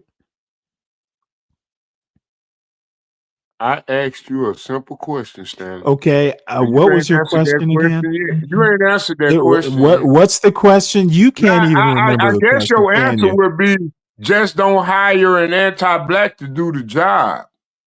What But that's job are you beside the talking point. about? That's beside the point, Stanley. Oh boy. How do you allow investors into your community? How will you My market? How would you market? community is not all black. Mm-hmm. So most of the investment in Your the community is most what of the allows you. investment that I'm aware of in the community is designed around attracting businesses which provide jobs. Yeah, exactly, Stan. Exactly. But And I'm what are you talking doing? about the What are you doing to help promote? community. What are you I'm doing to talking help promote about your community, I though? am talking about my local community. I'm not talking for blacks But across what are you America. doing to help promote your local community? Not my job. Not your job. I pay taxes. That's about it. Mm. I'm not an activist. Mm-hmm. Mm-hmm. So any other questions? Nah. All right. Well, then we can get back to the Senate. My colleagues to work with the other 5 corners past the 1-year extension and work towards a longer reauthorization with the improvements we all want to see. So with that, Mr. Chairman, I ask unanimous consent that the Committee on Small Business and Entrepreneurship be discharged and that the Senate proceed to the immediate consideration of H.R. 5100. Further, I ask the bill be considered read a 3rd time and passed, and that the motion to reconsider be considered and made and be laid upon the table. Is there objection? Reserving the right to object. Senator from Iowa. All right, so we are listening here to senators as they are talking on the Senate floor about the potential government shutdown. We are going to be stepping away from a brief break, but as you could imagine, this is going to continue for quite some time as the shutdown is set to happen if a bill isn't passed at 12:01 a.m. We'll be right back.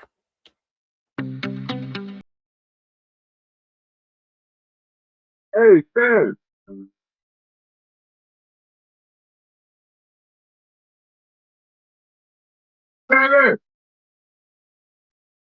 Stanley. Oh, you taking a piss, ain't you? Taking a piss, ain't you? Yeah. Man, you ain't have to let that piss, man. Go flush your system, bro. I don't need you full of piss this morning. You already been You're full of asking shit. me. You're asking me something. Yeah. Hey, why don't Trump just say all the Democrats show up to the Congress one day and call the military in and shoot their ass for treasonous activities? Wow, that would really be a solution. Yeah, I think so. Well, All I have to say is he might actually go to jail for that. But you know, it's gonna be hard. They're not even American Immunity, born. See, I'm not so much of a Trump supporter because I immunity figured out doesn't. that only thing Trump wanted is loyalists, and I get where you come from with the dictatorship. I could have found, I thought, and they Korea and the Muslim guy. So I'm like, okay. So now I'm wondering, That Obama phone I is the don't only think you thing think like I protecting you think. right That's now. No, I do not think like you think. We can Obama phone. confirm that.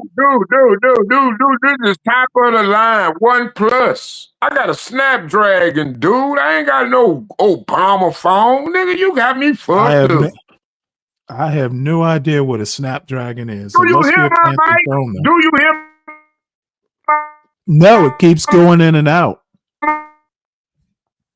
It keeps going in and out. Do you hear my mic? Not My when you mic. yell. Oh my God, dude. Your mic keeps going in and out. Oh, wait. Oh, shit. It's probably my router. I got to trim my Well, trees. it seems Yeah. like when you yell, it goes out. So maybe you're overloading the mic or something. No, I Or think this it's slowing maybe. down my data with all these trees. Well, I think possibly what it is do you have? Let's see here. I got these trees that I usually have to Do you trim. have do you have your mic? Do you have your mic automatically adjusting the volume? That might be it.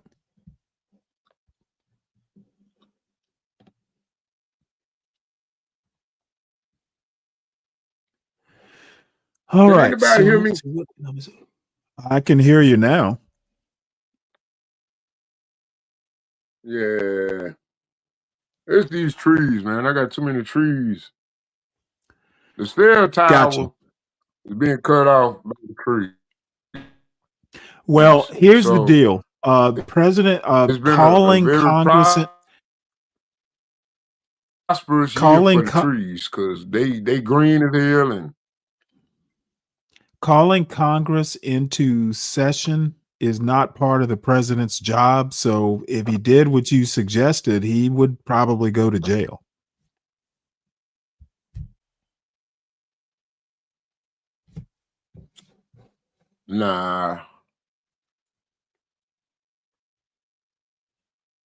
nah. See, I think Ooh, Stanley, this is I Joni really don't Ernst. understand. I really don't think you understand. No, Stanley, I don't think you understand the threat that. See, I don't think you really. I really don't think you get it at all. And it's not you. It's the majority. I really don't think you all get it, and it's almost No, I don't. like you ever heard of the I don't dodo? think we You get it. remember the dodo? You ever heard of a dodo bird? You ever heard of a dodo Yes. bird? Yep. Yeah. See, yep, that's exactly where I think blacks are right now. I think Yeah. Well, I mean, everybody in the world is gonna hunt down the dodo bird. And I think they winning. The dodo bird. The dodo bird. Well, You know who the dodo bird was. Yeah, it was hunted into extinction. And see, I right. really don't think blacks And you like think I don't you think think blacks people like you.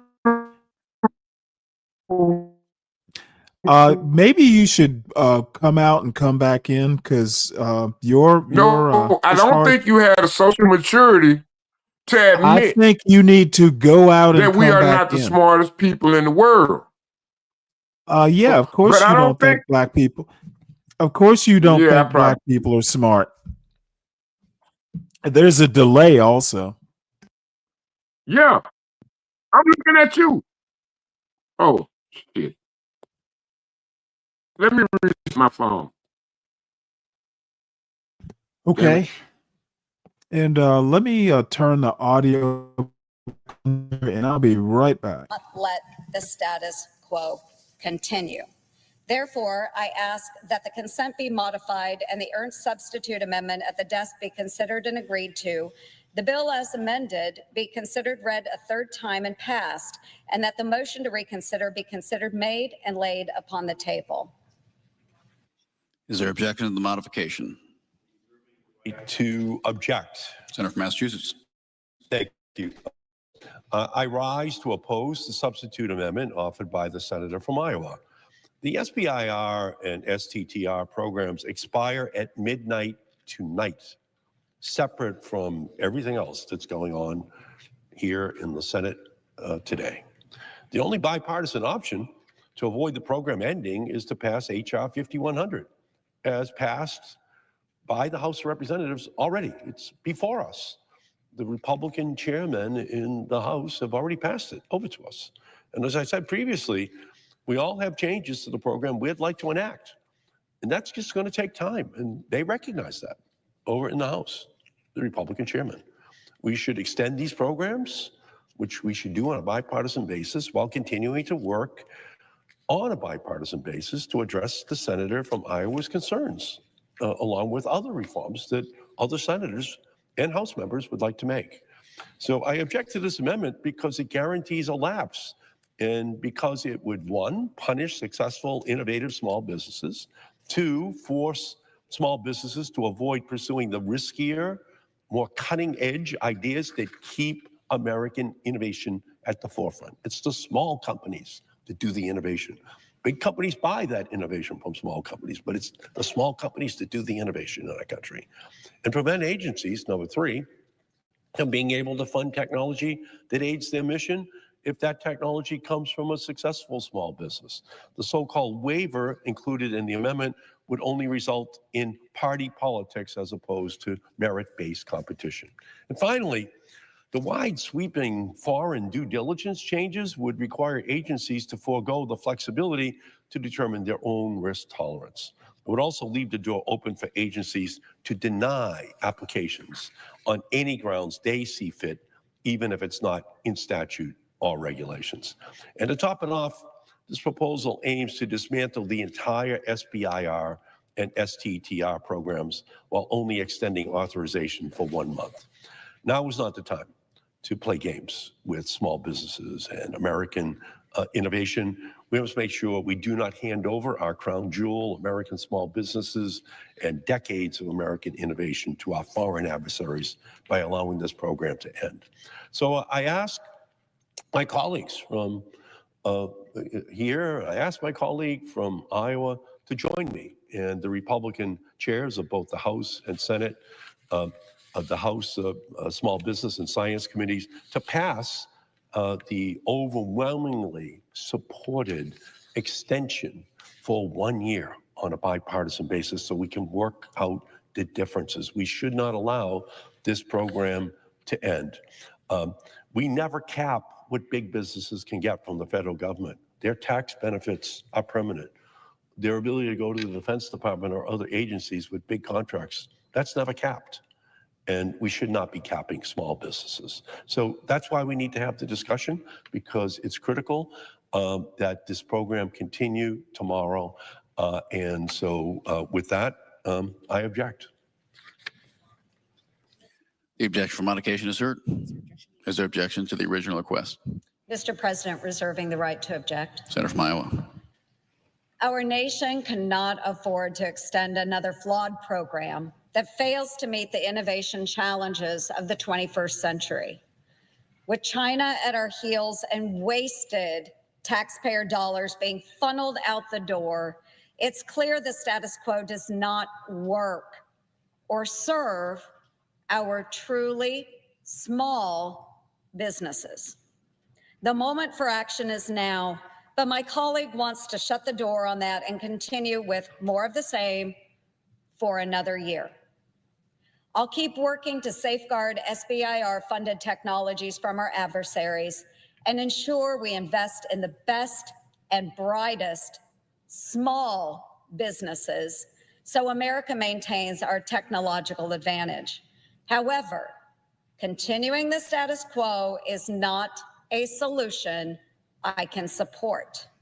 Without my amendment, on behalf of our warfighters, our national security, and our hardworking taxpayers, therefore, I object.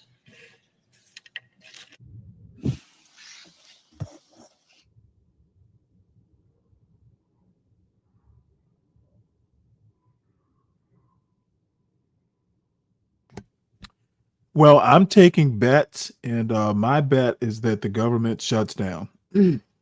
So the ball will be in Trump's court to fire or lay We are off the people listening that as he's the Senate threatening to floor do. is now in session. We were hearing from Senator Joni Ernst, the Republican from Iowa, talking about the potential government shutdown right here. However, we were sharing with you some breaking news moments ago, and we now have a live look here as we do know that Joint Base McGuire-Dix Lakehurst has been placed on lockdown. That lockdown starting late this morning. And this is a live look right here from our Philadelphia station. And this is from their helicopter. As you can see from this aerial view, the base itself. This is what we know according to the Joint Base. They shared this message on their Facebook page just about 40 minutes ago, saying there is a lockdown at Joint Base McGuire-Dix Lakehurst. All personnel are on lockdown until further notice.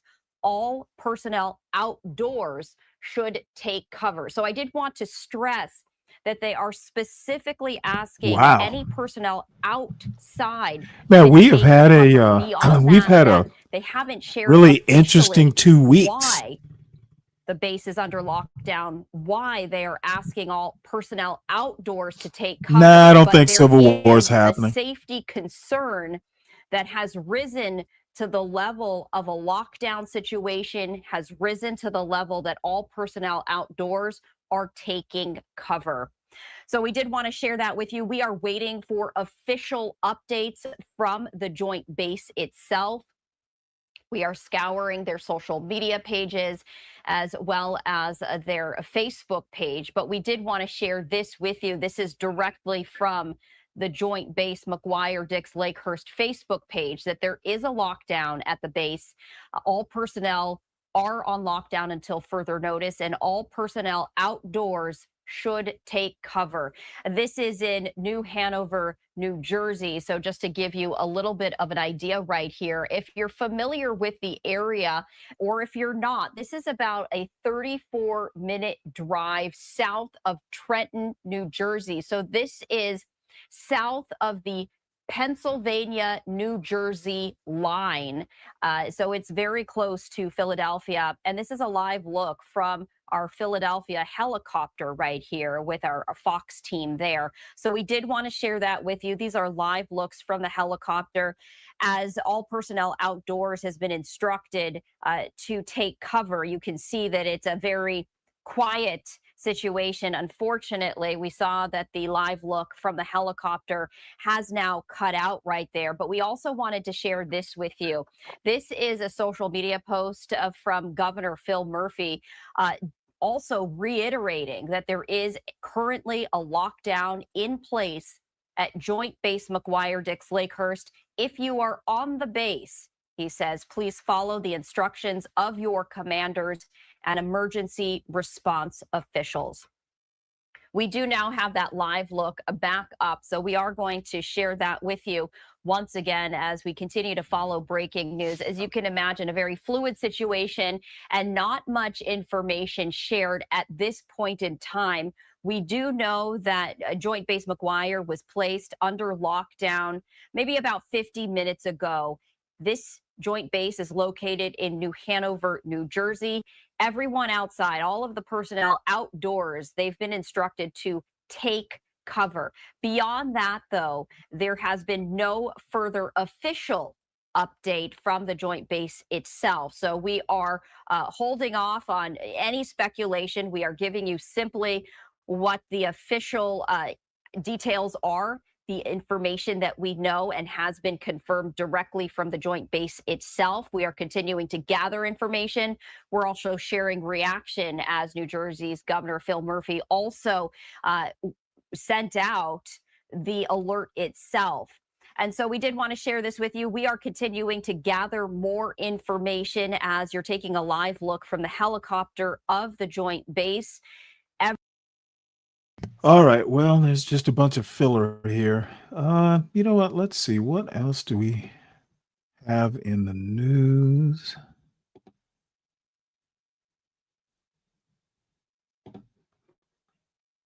Trump and Netanyahu.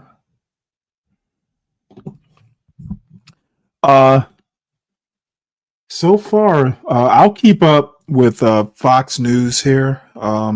Figured I still have a few news articles left, so I'll run through them right quick.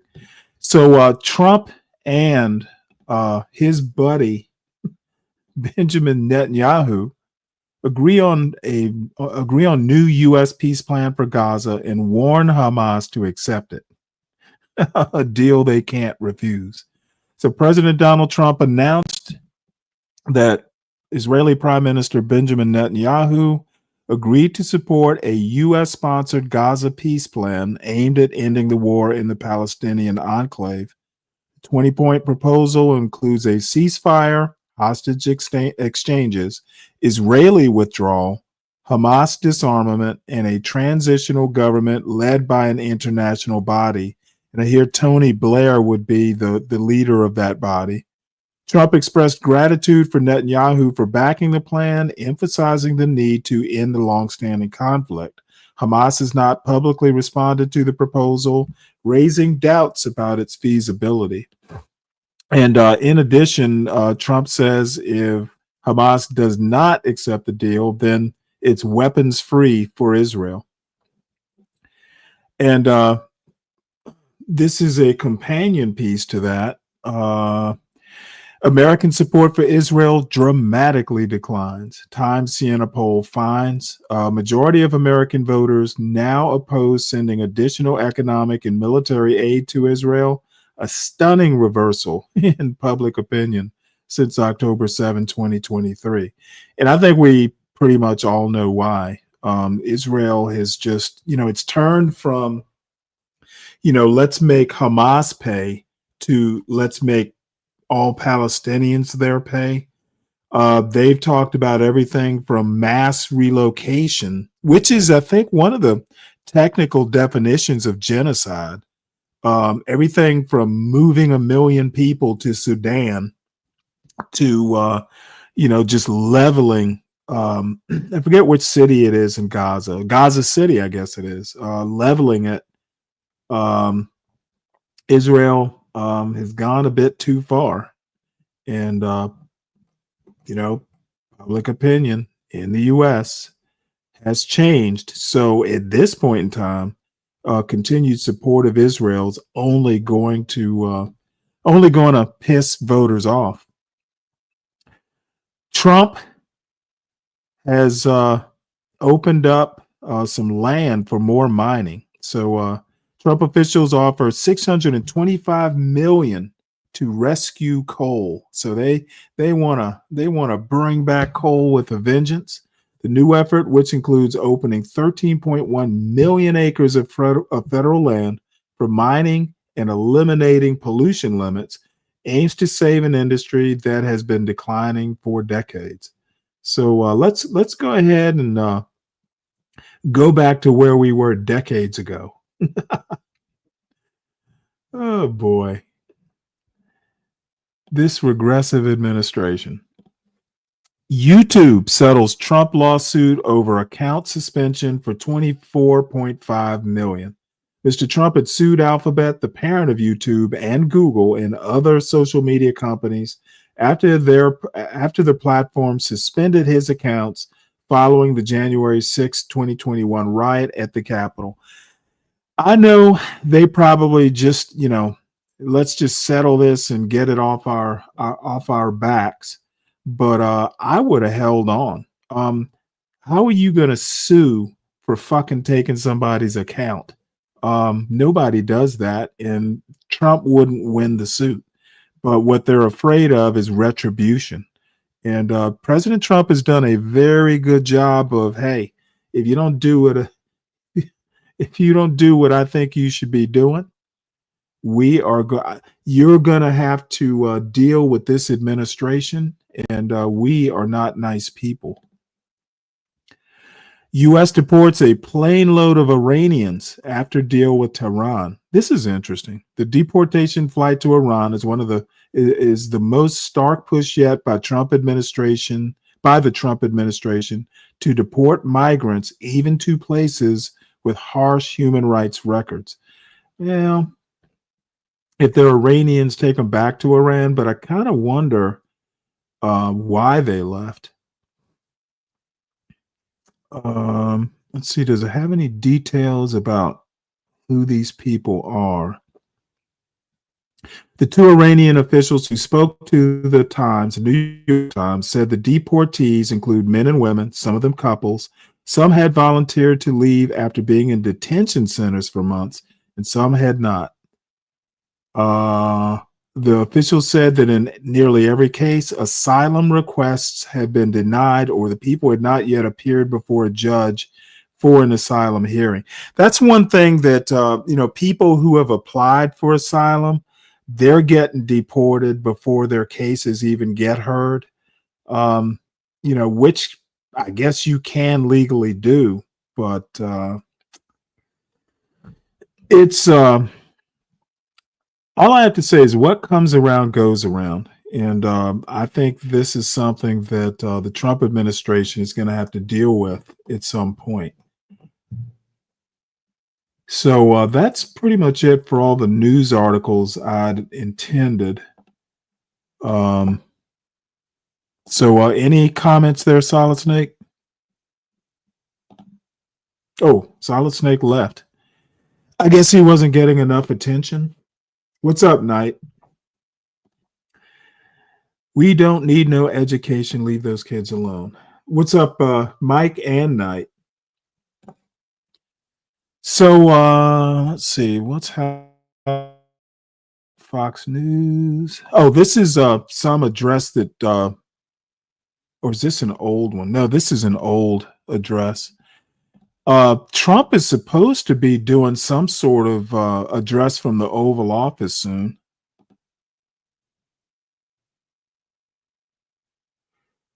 Okay, well, I guess I'll wait for your router reset.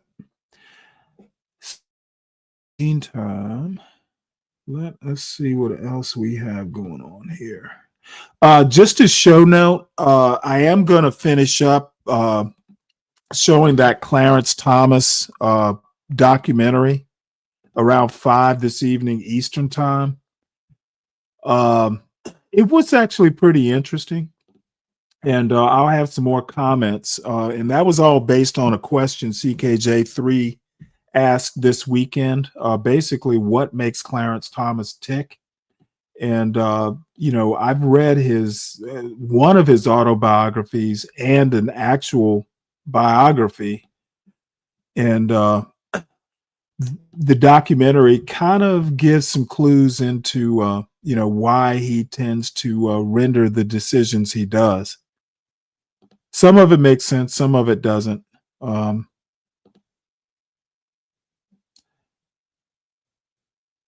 I don't think this is live. Let's see, maybe it is. Without any sleep. This would not have happened without President Trump's leadership. I told my son last night, we're all under secrecy about this, but I told my son late last night, a 27-year-old son, Connor, who's a very liberal Democrat. And I told him this was happening, and he just paused for a minute and he said, "Thank you, Dad. I'm so proud of you." Because this is Oh my something God, Democrats really? have wanted for 20 years. Republicans have wanted for 20 years. Everybody said they're going to do it. Nobody has Appalachia's even back in taken a business. step towards doing it. And the reason was because it was such a daunting task. And, you know, even all of the negotiators, you see, I also want to thank Howard Lutnick. This would not have happened without him. But even all of the negotiators here and all the people on both at HHS and at the White House team, all we could see was all the reasons that this couldn't happen. Everybody had tried. Nobody could make it happen. And it was President Trump alone who, with his doggedness, his persistence, he saw this clearly in a way that none of us other, in its most simplest terms. Why are we spending more on this country than any other country? Why are we spending 75% of the revenues that come to the pharmaceutical industry? We're doing all the research and everybody else is riding on our slipstream. And President Trump, I would say, harangued and harassed us to make this happen. I was getting calls at 11:30, 12 o'clock at night. "Oh, are you asleep? And you got to get MFN done." And at one point, Dr. Oz told me, "I can't take the president's calls anymore." I have a lot of reasons. My wife has a lot of reasons to say to me about different things that happen in my life. Doesn't that give you anxiety? And I say, I don't get anxiety. This gave me anxiety. Oh, thank you, President Trump. It would not have happened without you. This is real leadership. It's somebody, a president who has a vision and makes that vision happen. And I can't think of any other president of the United States who could have done this in our history. I'm very grateful to you. This is an extraordinary benefit. The American people, thank you for your vision, President Trump, your bold action, your unwavering commitment to health and well-being of the American people. Never has a president stood up so bravely for the American people with respect to healthcare. And by the way, I forgot to thank Albert Burla. Albert and I have had a long history of antipathy and antagonism toward each other.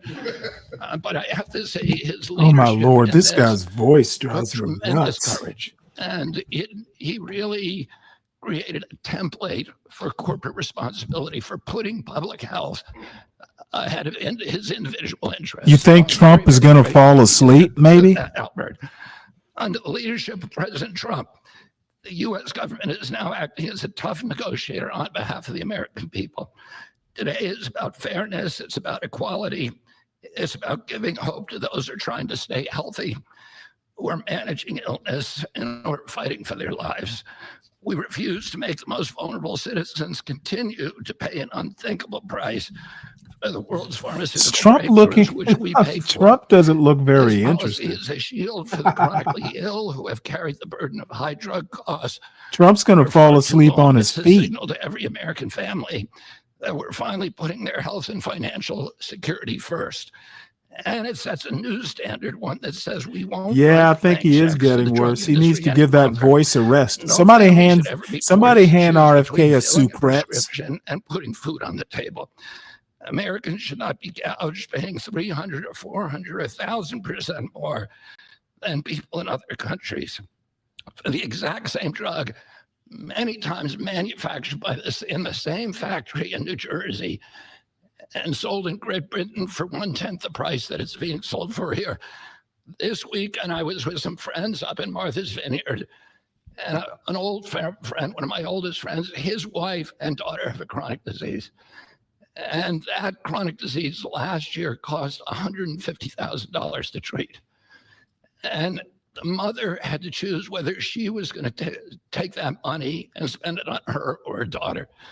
And she spent it on her daughter. So Giving she him had to make Tylenol that is just going choice. to aggravate the It's a choice that autism. no mother should have to make. We did a roundtable recently on drug prices.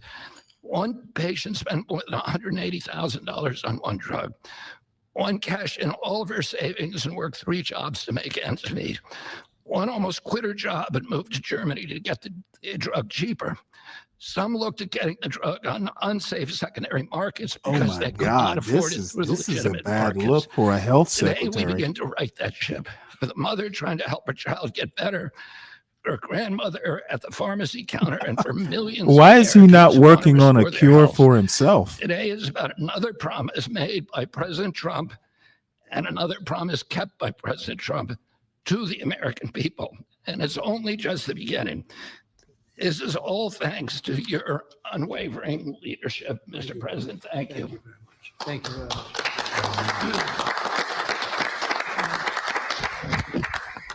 much. There is a fine line between vision and hallucination. People have to follow you for it to be a vision.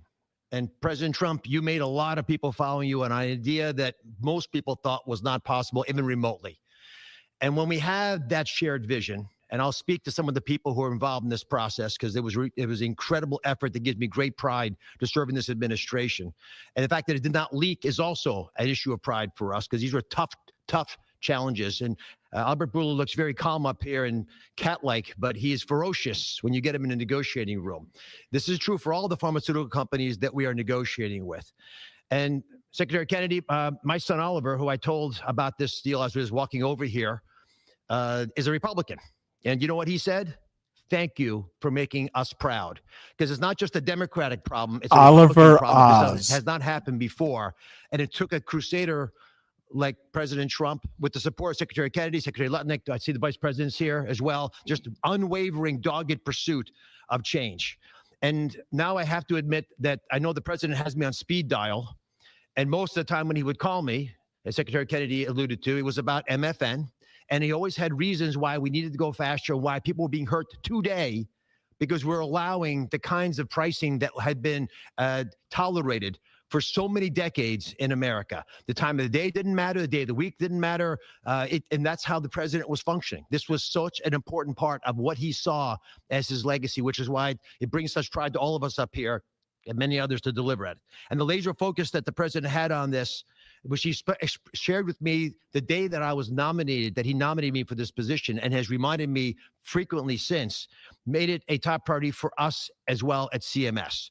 Now, to do this, you have to have tactics, not just vision, but tactics. And the first tactic the president shared was to introduce me to Albert Bourla. He took us to dinner with General Secretary Hospital? Kennedy. Wow. And he argued, and he's a Does great that deal even maker, as still you know, come on? Do that if you're soap gonna make operas still a deal come of on? this scope, of this nature, you need trust. So the president lit the kindling. He got the embers going, but he needed Oh us my to God. nurture that Yeah, this is beginning of hard a to fire, watch. so they would blaze into what today we can announce as the grand deal, one of the greatest ever, certainly in the space of pharmaceuticals. I gained the respect, Albert, and I'll tell you why. In particular, it was because he recognized the dangerous problems facing so many Americans, that they had to choose between taking medications prescribed by their doctor that could be life-saving or shopping at the grocery store, paying for their kids a fundamentally important need that would be squeezed out because they couldn't compromise on drugs, or often worse, they compromise on the drugs. 1/3 of all prescriptions are not filled in the pharmacy because of this. We talked through the winter. We talked through the spring. We talked through the summer, and we got nowhere. We stalled. The industry is powerful. They're important. They have smart people. There's no reason for them to give the numbers that the president is articulating today. And you see these numbers on the charts around us. These are massive wins for the American people. But the president in July demanded, after the executive order, that manufacturers make a firm commitment and to lower prices or else. And it's You know, I'm sure everybody's noticed that there's at least one press conference a day, many of them involving Donald Trump. Basically, he has to stay in people's faces, trying to counteract or give the idea that he's fairly popular. The only reason he's doing it is he's doing so horribly at the polls. And again, he is doing everything but paying attention to this issue. The government shutting down. I think Donald Trump has just said, fuck it, let it close and or let it shut down. And in my opinion, that's just a failure of leadership. What's up, Lord ADS? What's up, Sosa? So it is what it is. We're going to finally deliver on the fair drug prices that President Trump has been speaking about for 2 terms. We're going to celebrate this historic day, I predict, this historic day in the medical field for generations to come. The heroic Yeah, I don't think we negotiators will. that I do feel compelled to mention, and Secretary Kennedy kindly also mentioned their names. Some of them can't be in here because they're busy negotiating future deals. Inma Hernandez-Delso, John Brooks, who's a deputy administrator of mine, Theo Merkel, who is in the back and tall and hard to miss with DPC, and Corey Enslin with the same group did a spectacular job, and Don Dempsey at OMB. Just wonderful human beings worked tirelessly to get this done. We were able to secure this first MFN deal, and the president touched on this, but we have much more to come. You'll be hearing breaking news from the president for the rest of the fall. Mr. President, these brilliant minds are here because of you. Now, I don't want to just pay homage to this. I want to actually brings top-tier Americans into the government. I don't think they're top with the tier. president's leadership, an administration of winners. People get things done. They see the generational opportunity to fix the biggest problems our nation faces. And the person who led this negotiation, Chris Klump, embodies this seal. Now, Chris Klump came to visit Secretary Kennedy and I the very first day we were looking for staff to try to bring in the government. And neither of us really had an idea of how challenging this might be. And he came to the interview, and we knew that he had built a business that was worth several $100 million. Well, you know he did. Didn't he used to peddle pills? Looked at him and said, Didn't he "Are you have his willing to own give it all up nutrition and move your supplements family of some to kind Washington?" A young at some family, point? 4 young children, beautiful wife. Are you willing to come across the country and serve our nation, serve this president to ensure vital programs like Medicare, which he runs, will keep our seniors healthy for years to come? He gave it all up, like so many have in this administration, passionate to follow the president's lead and serve under Secretary Kennedy. And for those of you at home who are watching, and I hope there are quite a few, I think this shows just how cool a place it is to work, is in this government. And I take great pride in handing the ball to Chris.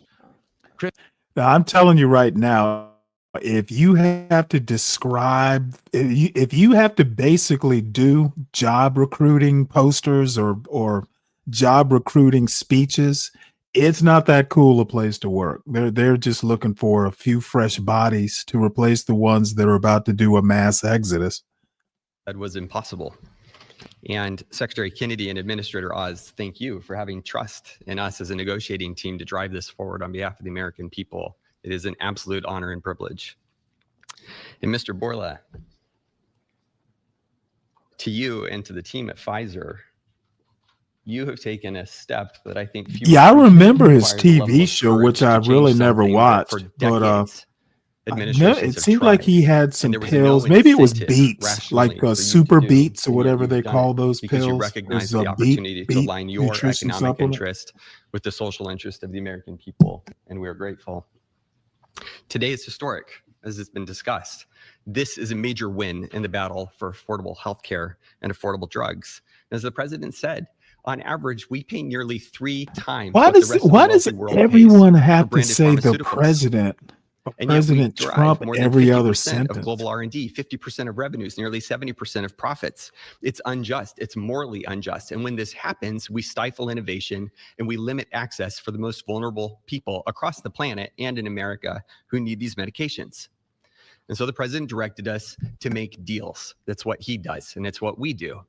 And all great deals, and this is a great You can hear it deal, in Trump is rooted in going blah, principles. blah, And blah, this deal yada, is yada, rooted in the yada principle in of his head. fairness. Just look at his Now, face. the president could have directed us to go to the Yada, poorest country yada, on the planet yada. and find the I wonder cheapest what's price for lunch. for every single drug and bring that back to the United States and use the might of the government to insist that that's the price we pay. And that might have worked actually for just a little bit, but very quickly it would have utterly destroyed innovation in pharmaceuticals. It would have destroyed American primacy in building life-saving medications. There are nearly 20,000 known diseases on the planet. We have treatments or cures for far fewer than 10% of them. So that would have been a bad strategy, and it would have limited access to those who need those medications the most.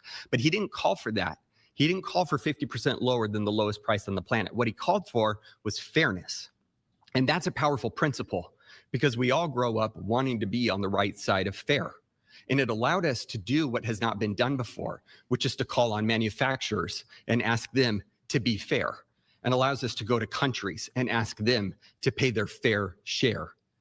in the battle against global disease. And that is the unlock for this great deal.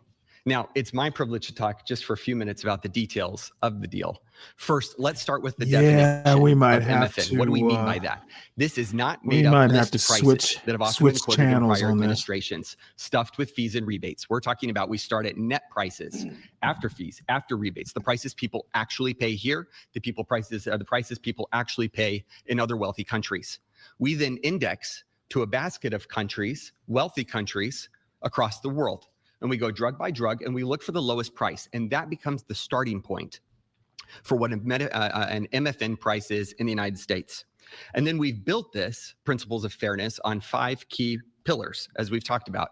Number 1, as has been discussed, direct access for patients at Trump RX, which is a site soon to be launched, available often at full MFN and always at lower RX. prices than currently available. This is So he's bypassing going to be middlemen. It selling increases drugs? transparency. In many instances, prices are 80% lower than they are today. No more Canadian detours to purchase drugs more inexpensively at our neighbor. You do it from home. You do it a click. This is American ingenuity outsmarting the system. Number 2, the president was very clear to us and directed us to ensure that we secured the lowest prices for the most vulnerable Americans, those who are served by Medicaid. So we focused there first. So Pfizer will be putting virtually all of its portfolio of drugs at MFN prices available to Medicaid in the near future. This safeguards the program. This ensures that this program lives as a lifeline without undue burden on the taxpayer for those who need it most, for our vulnerable Americans whom we are charged morally to care for. The third principle is about future-proofing fairness. This is the idea that Pfizer has committed, as are other manufacturers, that they will not launch a new drug for commercial, Medicare, Medicaid, or cash pay markets at a price that is higher than the other wealthy world. Now, they are free to price their drugs wherever they want. These are not price caps. These are not price controls. They can price however they'd like. We're simply asking them, and they are committing not to undercut us in other countries. This is an essential principle. This allows us to retrain other countries to appropriately value innovation for their citizens, to appropriately understand what fair share means, to contribute global R&D. This allows us not to compromise access for those who need it most. And this is a powerful commitment. The fourth principle is around shared savings. As our commerce colleagues and as our U.S. trade representative colleagues succeed in encouraging other countries to pay more for existing medications, a portion of that will go to fund additional R&D. And a portion of that will repatriate back to the United States to offset prices, lower prices further for Americans on those existing drugs. And the fifth principle, as discussed, with hats off to Secretary Lutnick and Ambassador Jameson Greer from U.S. Trade, is about Pfizer committing to onshore 100% of the value of all imports that it currently imports to the United States, thus ensuring that we seal our great American resurgence. If you're watching this right now, and you have been looking for evidence that this is a president who knows and cares about you, who is fighting for you, who is fighting for every American, this is Exhibit A. This is not an empty promise. It's not platitudes. It's not lacking a plan. These are hard contracts with teeth, lowering prices now that we will all feel. These are the most significant, historical, substantive, mathematically quantified price reductions in the history of our country and modern day pharmaceuticals.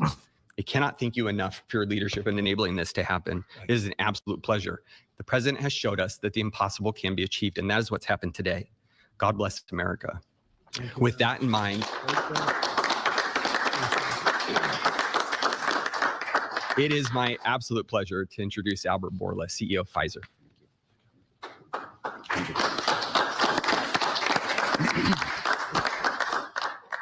Mr. President, what an honor to be here today in this office to announce a landmark agreement. I think it's an... You know what? I've had enough of this. I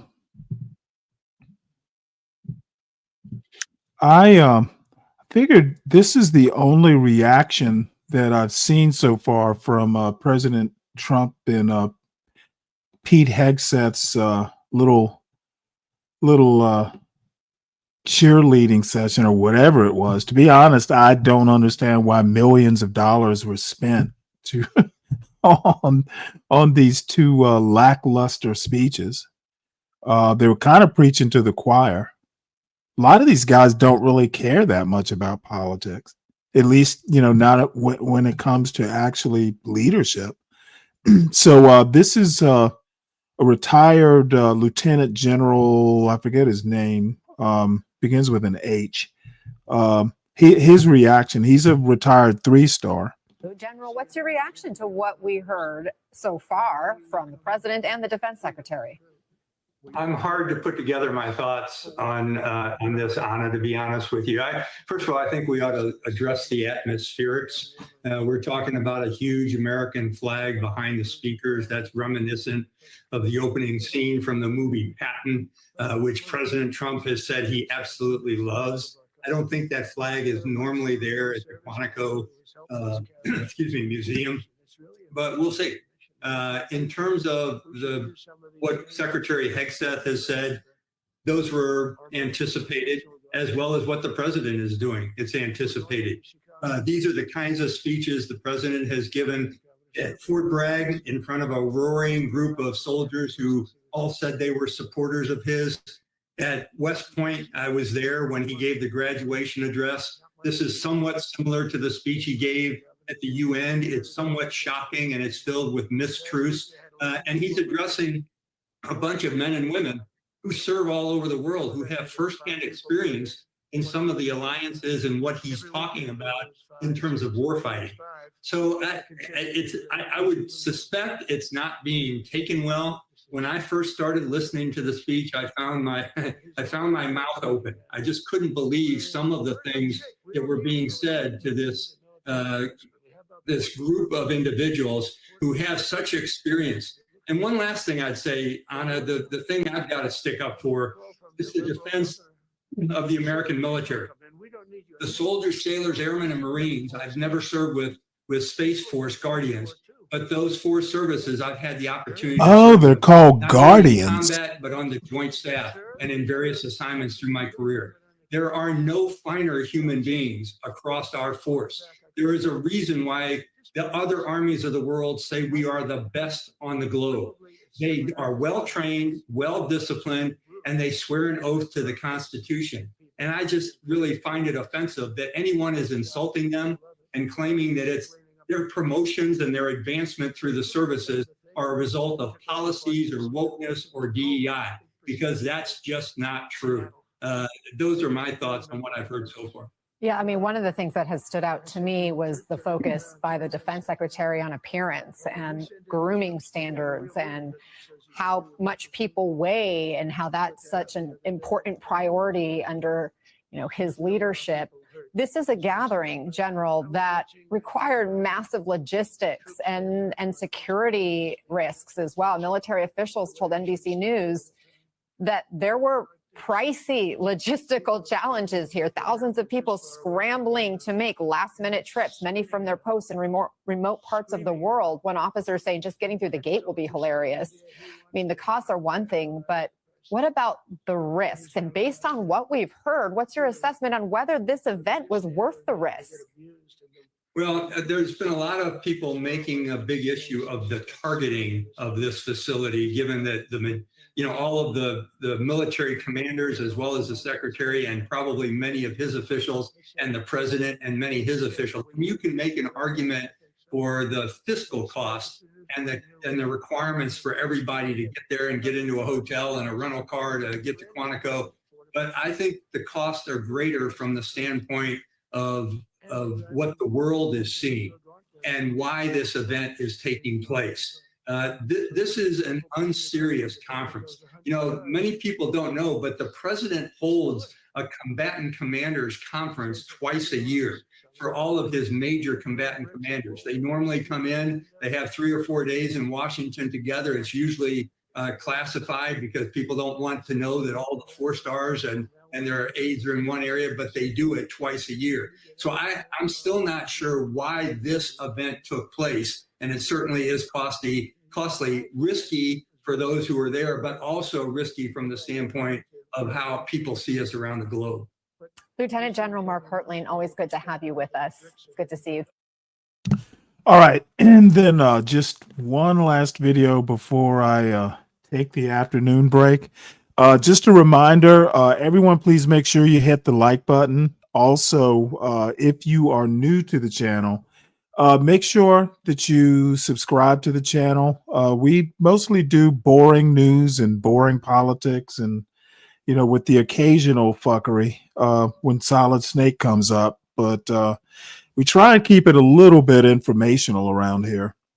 So if you like a little bit of fuckery, but mostly actual, informational sort of stuff and, news, politics, culture, current events, and, other stuff comes up as well. But I try to be a little bit less, yellish.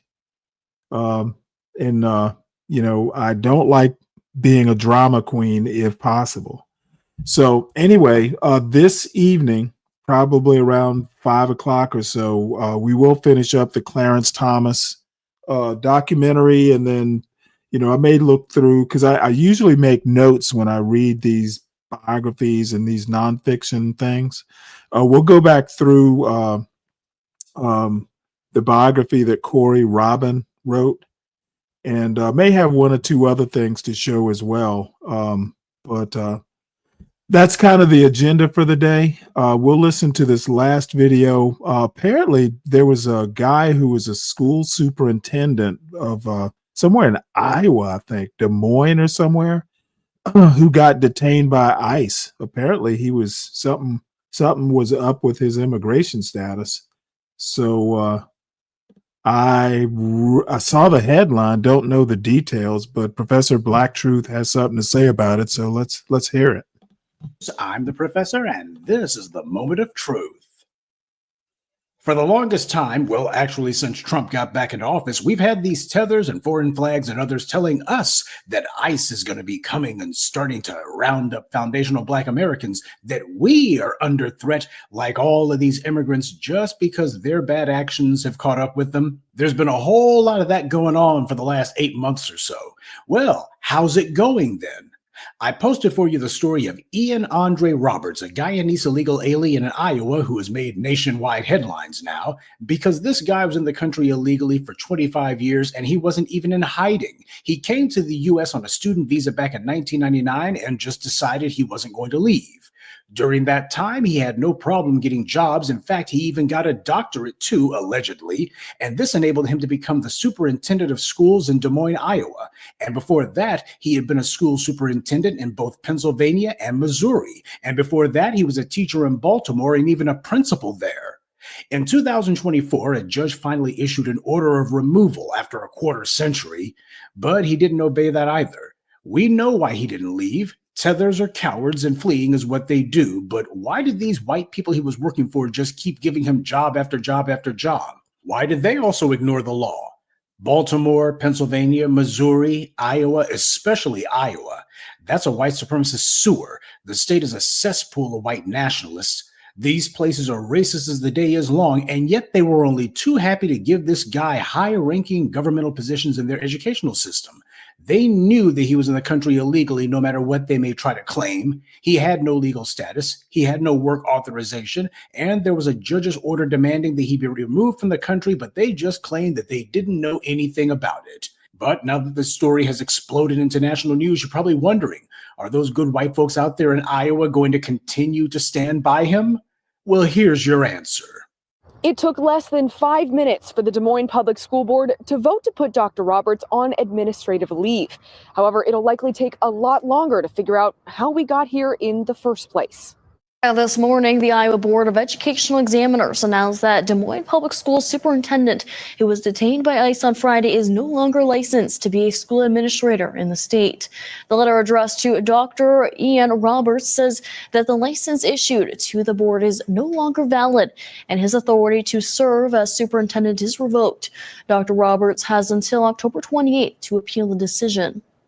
Des Moines Public School Board Chair Jackie Norris made one thing clear during a special meeting on Saturday. Norris says the company that conducted Roberts' pre-hire background check did not raise any red flags. The search firm used a company called Baker Eubanks to conduct the background check, which found nothing related to citizenship or immigration matters related to Dr. Roberts. The district says it plans to fully cooperate with law enforcement throughout the course of the investigation, and that their number one priority has been and will continue to be the well-being of their students. In Des Moines, Abigail Curtin, KCCI 8 News, Iowa's news leader. Yeah, they went ahead and stripped him of his education license in record time. They put him on unpaid leave. They couldn't wait to throw him overboard.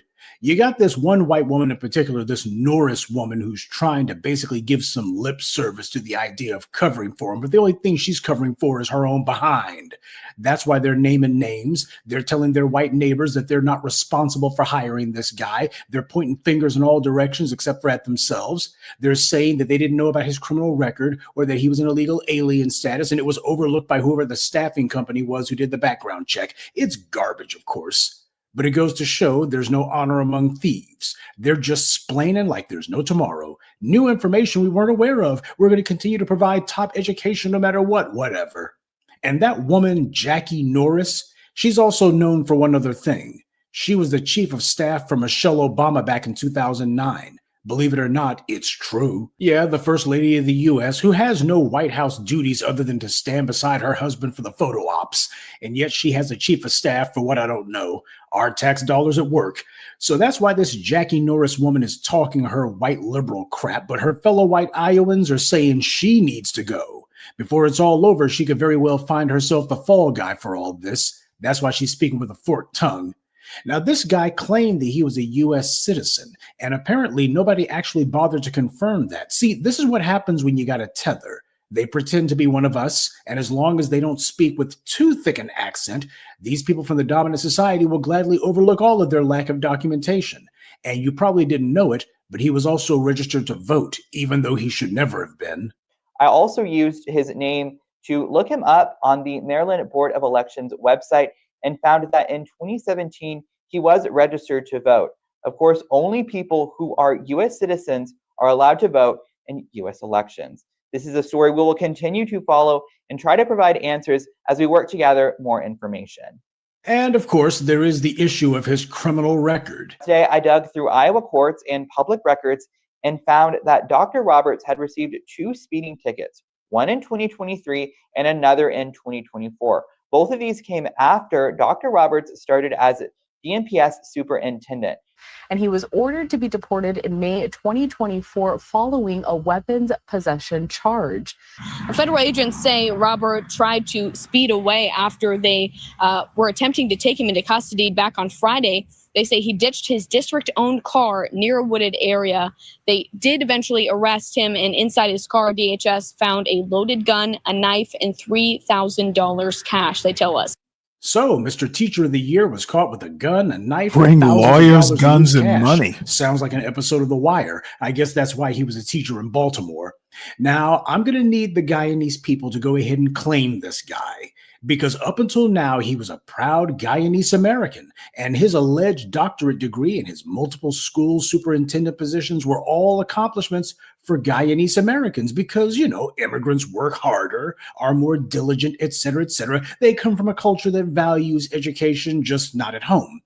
Okay, he's not going to suddenly stop being Guyanese now. He's not going to be allowed to suddenly just be black. No, he is Guyanese. And what he's done accrues to that as well. No lumping him in with anyone else. It needs to be remembered that one of the most popular talking points among the tethers is that, oh, those black Americans, they're just such criminals. They're always breaking the law. They weren't taught to respect the law like good immigrants are. Yeah, well, here you got a guy who has a doctorate, allegedly, and allegedly went back to Guyana so that he could compete in the Olympics for Guyana, because that country did so much for him, don't you know? After he entered the U.S. in 1999, he went back to Guyana and participated in the Olympics. In the track and field, bizarre stuff here. And yet this guy, he happens to have a criminal record going back years. And the guy also had guns, even though he happened to be in a school vehicle. This is law abiding. And please be sure to tell everyone how he's so hardworking. Surely that's going to impress these white authorities who are trying to kick him out of the country. But please don't be silly and let the white media con you with any claims that there's protests on this guy's behalf. Two potheads with a megaphone do not constitute a protest. We are the moral conscience of this country. If we're not out there stomping for this guy, then it doesn't matter. See, when the white media is claiming that there's protests for this guy, that's trick language, weasel words, is meant to deceive people into thinking that we are the ones out there who are objecting to his removal. Well, let me go on the record in saying we're neutral on this. Everyone's going to have to hold their own. He's Guyanese. He needs to ask his people to ride for him. But given the lack of presence by Guyanese Americans, I think it's safe to say that they're doing the same thing he was doing for 25 years, hanging back, way back. Now, the central question out of all this is, how could this have happened? In order to become a teacher, much less a principal or school superintendent, you have to undergo a number of background checks, especially as you rise through the ranks. You got to do it over and over again. They also noted that Roberts had passed their own third-party background check, as well as an FBI background check conducted by the Iowa Department of Education. And this guy in at least 3 different states was able to go from one institution to the next, to the next, to the next, and was never stopped even once. That shows you the system isn't broken. It's operating exactly the way that somebody wants it to. This is the purest evidence that there's been a program at work the entire time. This was their end run around what we were supposed to get following the civil rights movement. White power brought in a bunch of disloyal and duplicitous tethers and cherry-picked them to leapfrog over us, and this is how they've been operating. And the tethers have been getting themselves checked on more than one front. Brother Tariq talked the other day about a Jamaican tether who got herself canned from the Department of Justice's Civil Rights Division, a woman who spent years talking mad trash about black men in specific, just a nonstop torrent of hate and vitriol. Her white bosses, of course, had no problem with that because that assured them that her top priority was attacking us. And this is who they put in the DOJ's Civil Rights Division, right alongside another tether, Kristen Clark. But then she got a little bit too big for her plate of butter biscuits, and she decided she was going to talk trash about Charlie Kirk. And that's when Zaddy decided it was time for her to go. They went ahead and mounted up on her and gave her the boot. She thought that trashing black men ingratiated her with the white power structure. And they showed her that they only permitted her to talk so long as it was not about her superiors. It also showed that her Zaddy worship was clearly insincere. It was just a lie. Otherwise, why would she be turning on Charlie Kirk like that? She should have been saying, well, not all Zaddies is like him, you know, but that's not what she was saying. The only thing genuine about her was her hatred for black men. And these will be the people who tell us that they came to the U.S. with no money and immediately got into some government or corporate position because, yeah, white power picked them to be a crash dummy. And nobody keeps a crash dummy around. You use it once, then you throw it out. And the tethers know it. Lying about us is their ticket to ride, and they're fully aware of it. That's why the black media made sure to tell you about Caroline Wanga, the tether from Essence, who also admitted that her family had been collaborators in the East African slave trade. And how did her father rationalize their generational treason? She just brushed it off and said, we did what we had to survive. That's a lie, because the Arabs weren't trying to take over Kenya. And even if they were, they wouldn't be able to pull it off. There is nowhere south of the Sudan where Arabs call any shots or are the majority population. So that's a lie. It's about survival. The people who collaborated with the slave trade, they did it because for some people, backstabbing is just how they are. And guess what? When it comes to tethers and how they lie about us and trash us so they can ingratiate themselves with these white supremacists, they attack us and assure white power that they're on the team just so they can suck up for a job. Don't you know they use the same pathetic rationalization as Caroline Wanga did? Attacking the very black people who made it possible for them to be here, who fought and bled and died for the rights and opportunities that they were just allowed to walk in and enjoy without having done anything to earn them. The tethers know full well that they didn't get those opportunities because of any merit on their part, and it damn sure wasn't because of any hard work. They recognized from the very beginning that their job was to undermine the political our influence and the threat that we posed with our demands, and to be a placeholder meant to prevent us from being in positions of influence to bring about change. They knew and have always known that they were living a lie. Theirs was the lowest and basest of betrayals. But then again, it's no different than what they did in their home countries. How do these tethers live with themselves? The same way Caroline Wanga and her family do. They left the place where they committed their treason and came over here because the thing to remember about traitors is that traitors never build. All they know how to do is to destroy. When you have no conscience, you don't consider anything you do to be a sin. So now the tethers are getting put on notice. White power was content to pretend that it liked them, but they always knew what they were going to do about them when the time came, and the time always comes. White power absolutely loves a cruel prank, especially one that takes a long time to pay off, and this one has been decades in the making. And when it comes to cruel pranks, the main one that white power loves is when they have some mark, some rube, some loser who they let think that they have friends. Oh, they pat them on the back, give them some insincere praise, make them really think that they're surrounded by buddies and that everybody likes them. And then when the time comes, you go ahead and do something that absolutely humiliates them, that destroys them.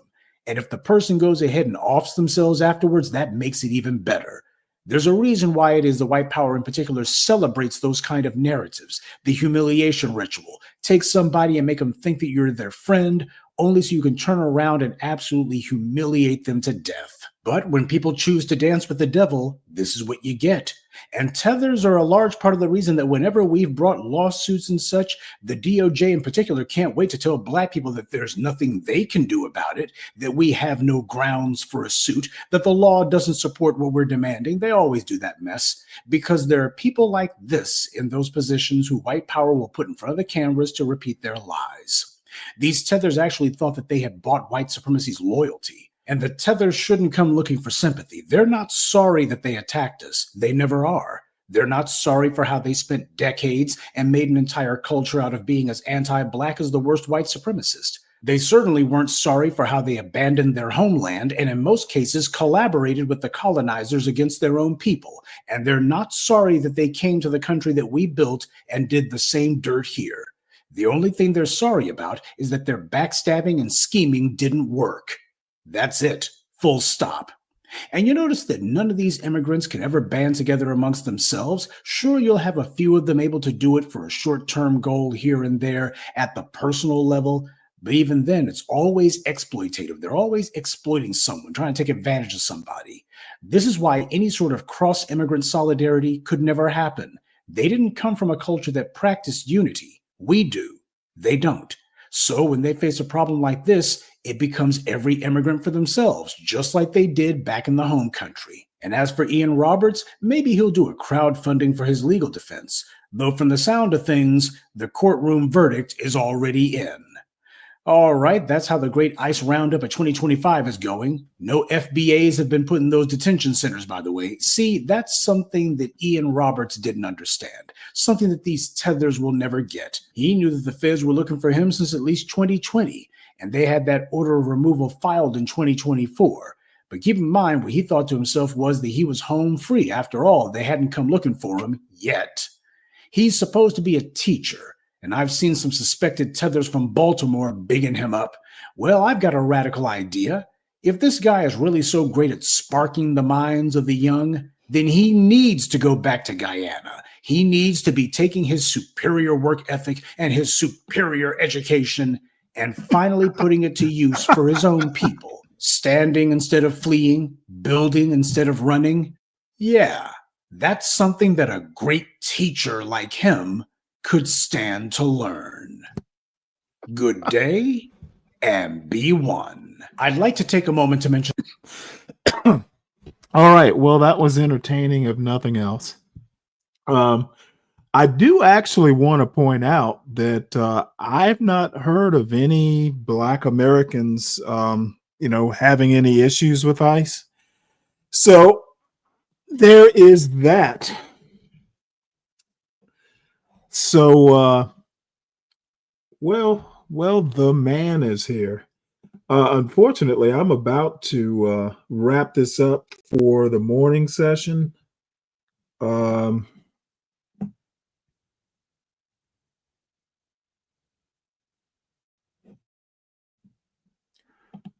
on one sec here.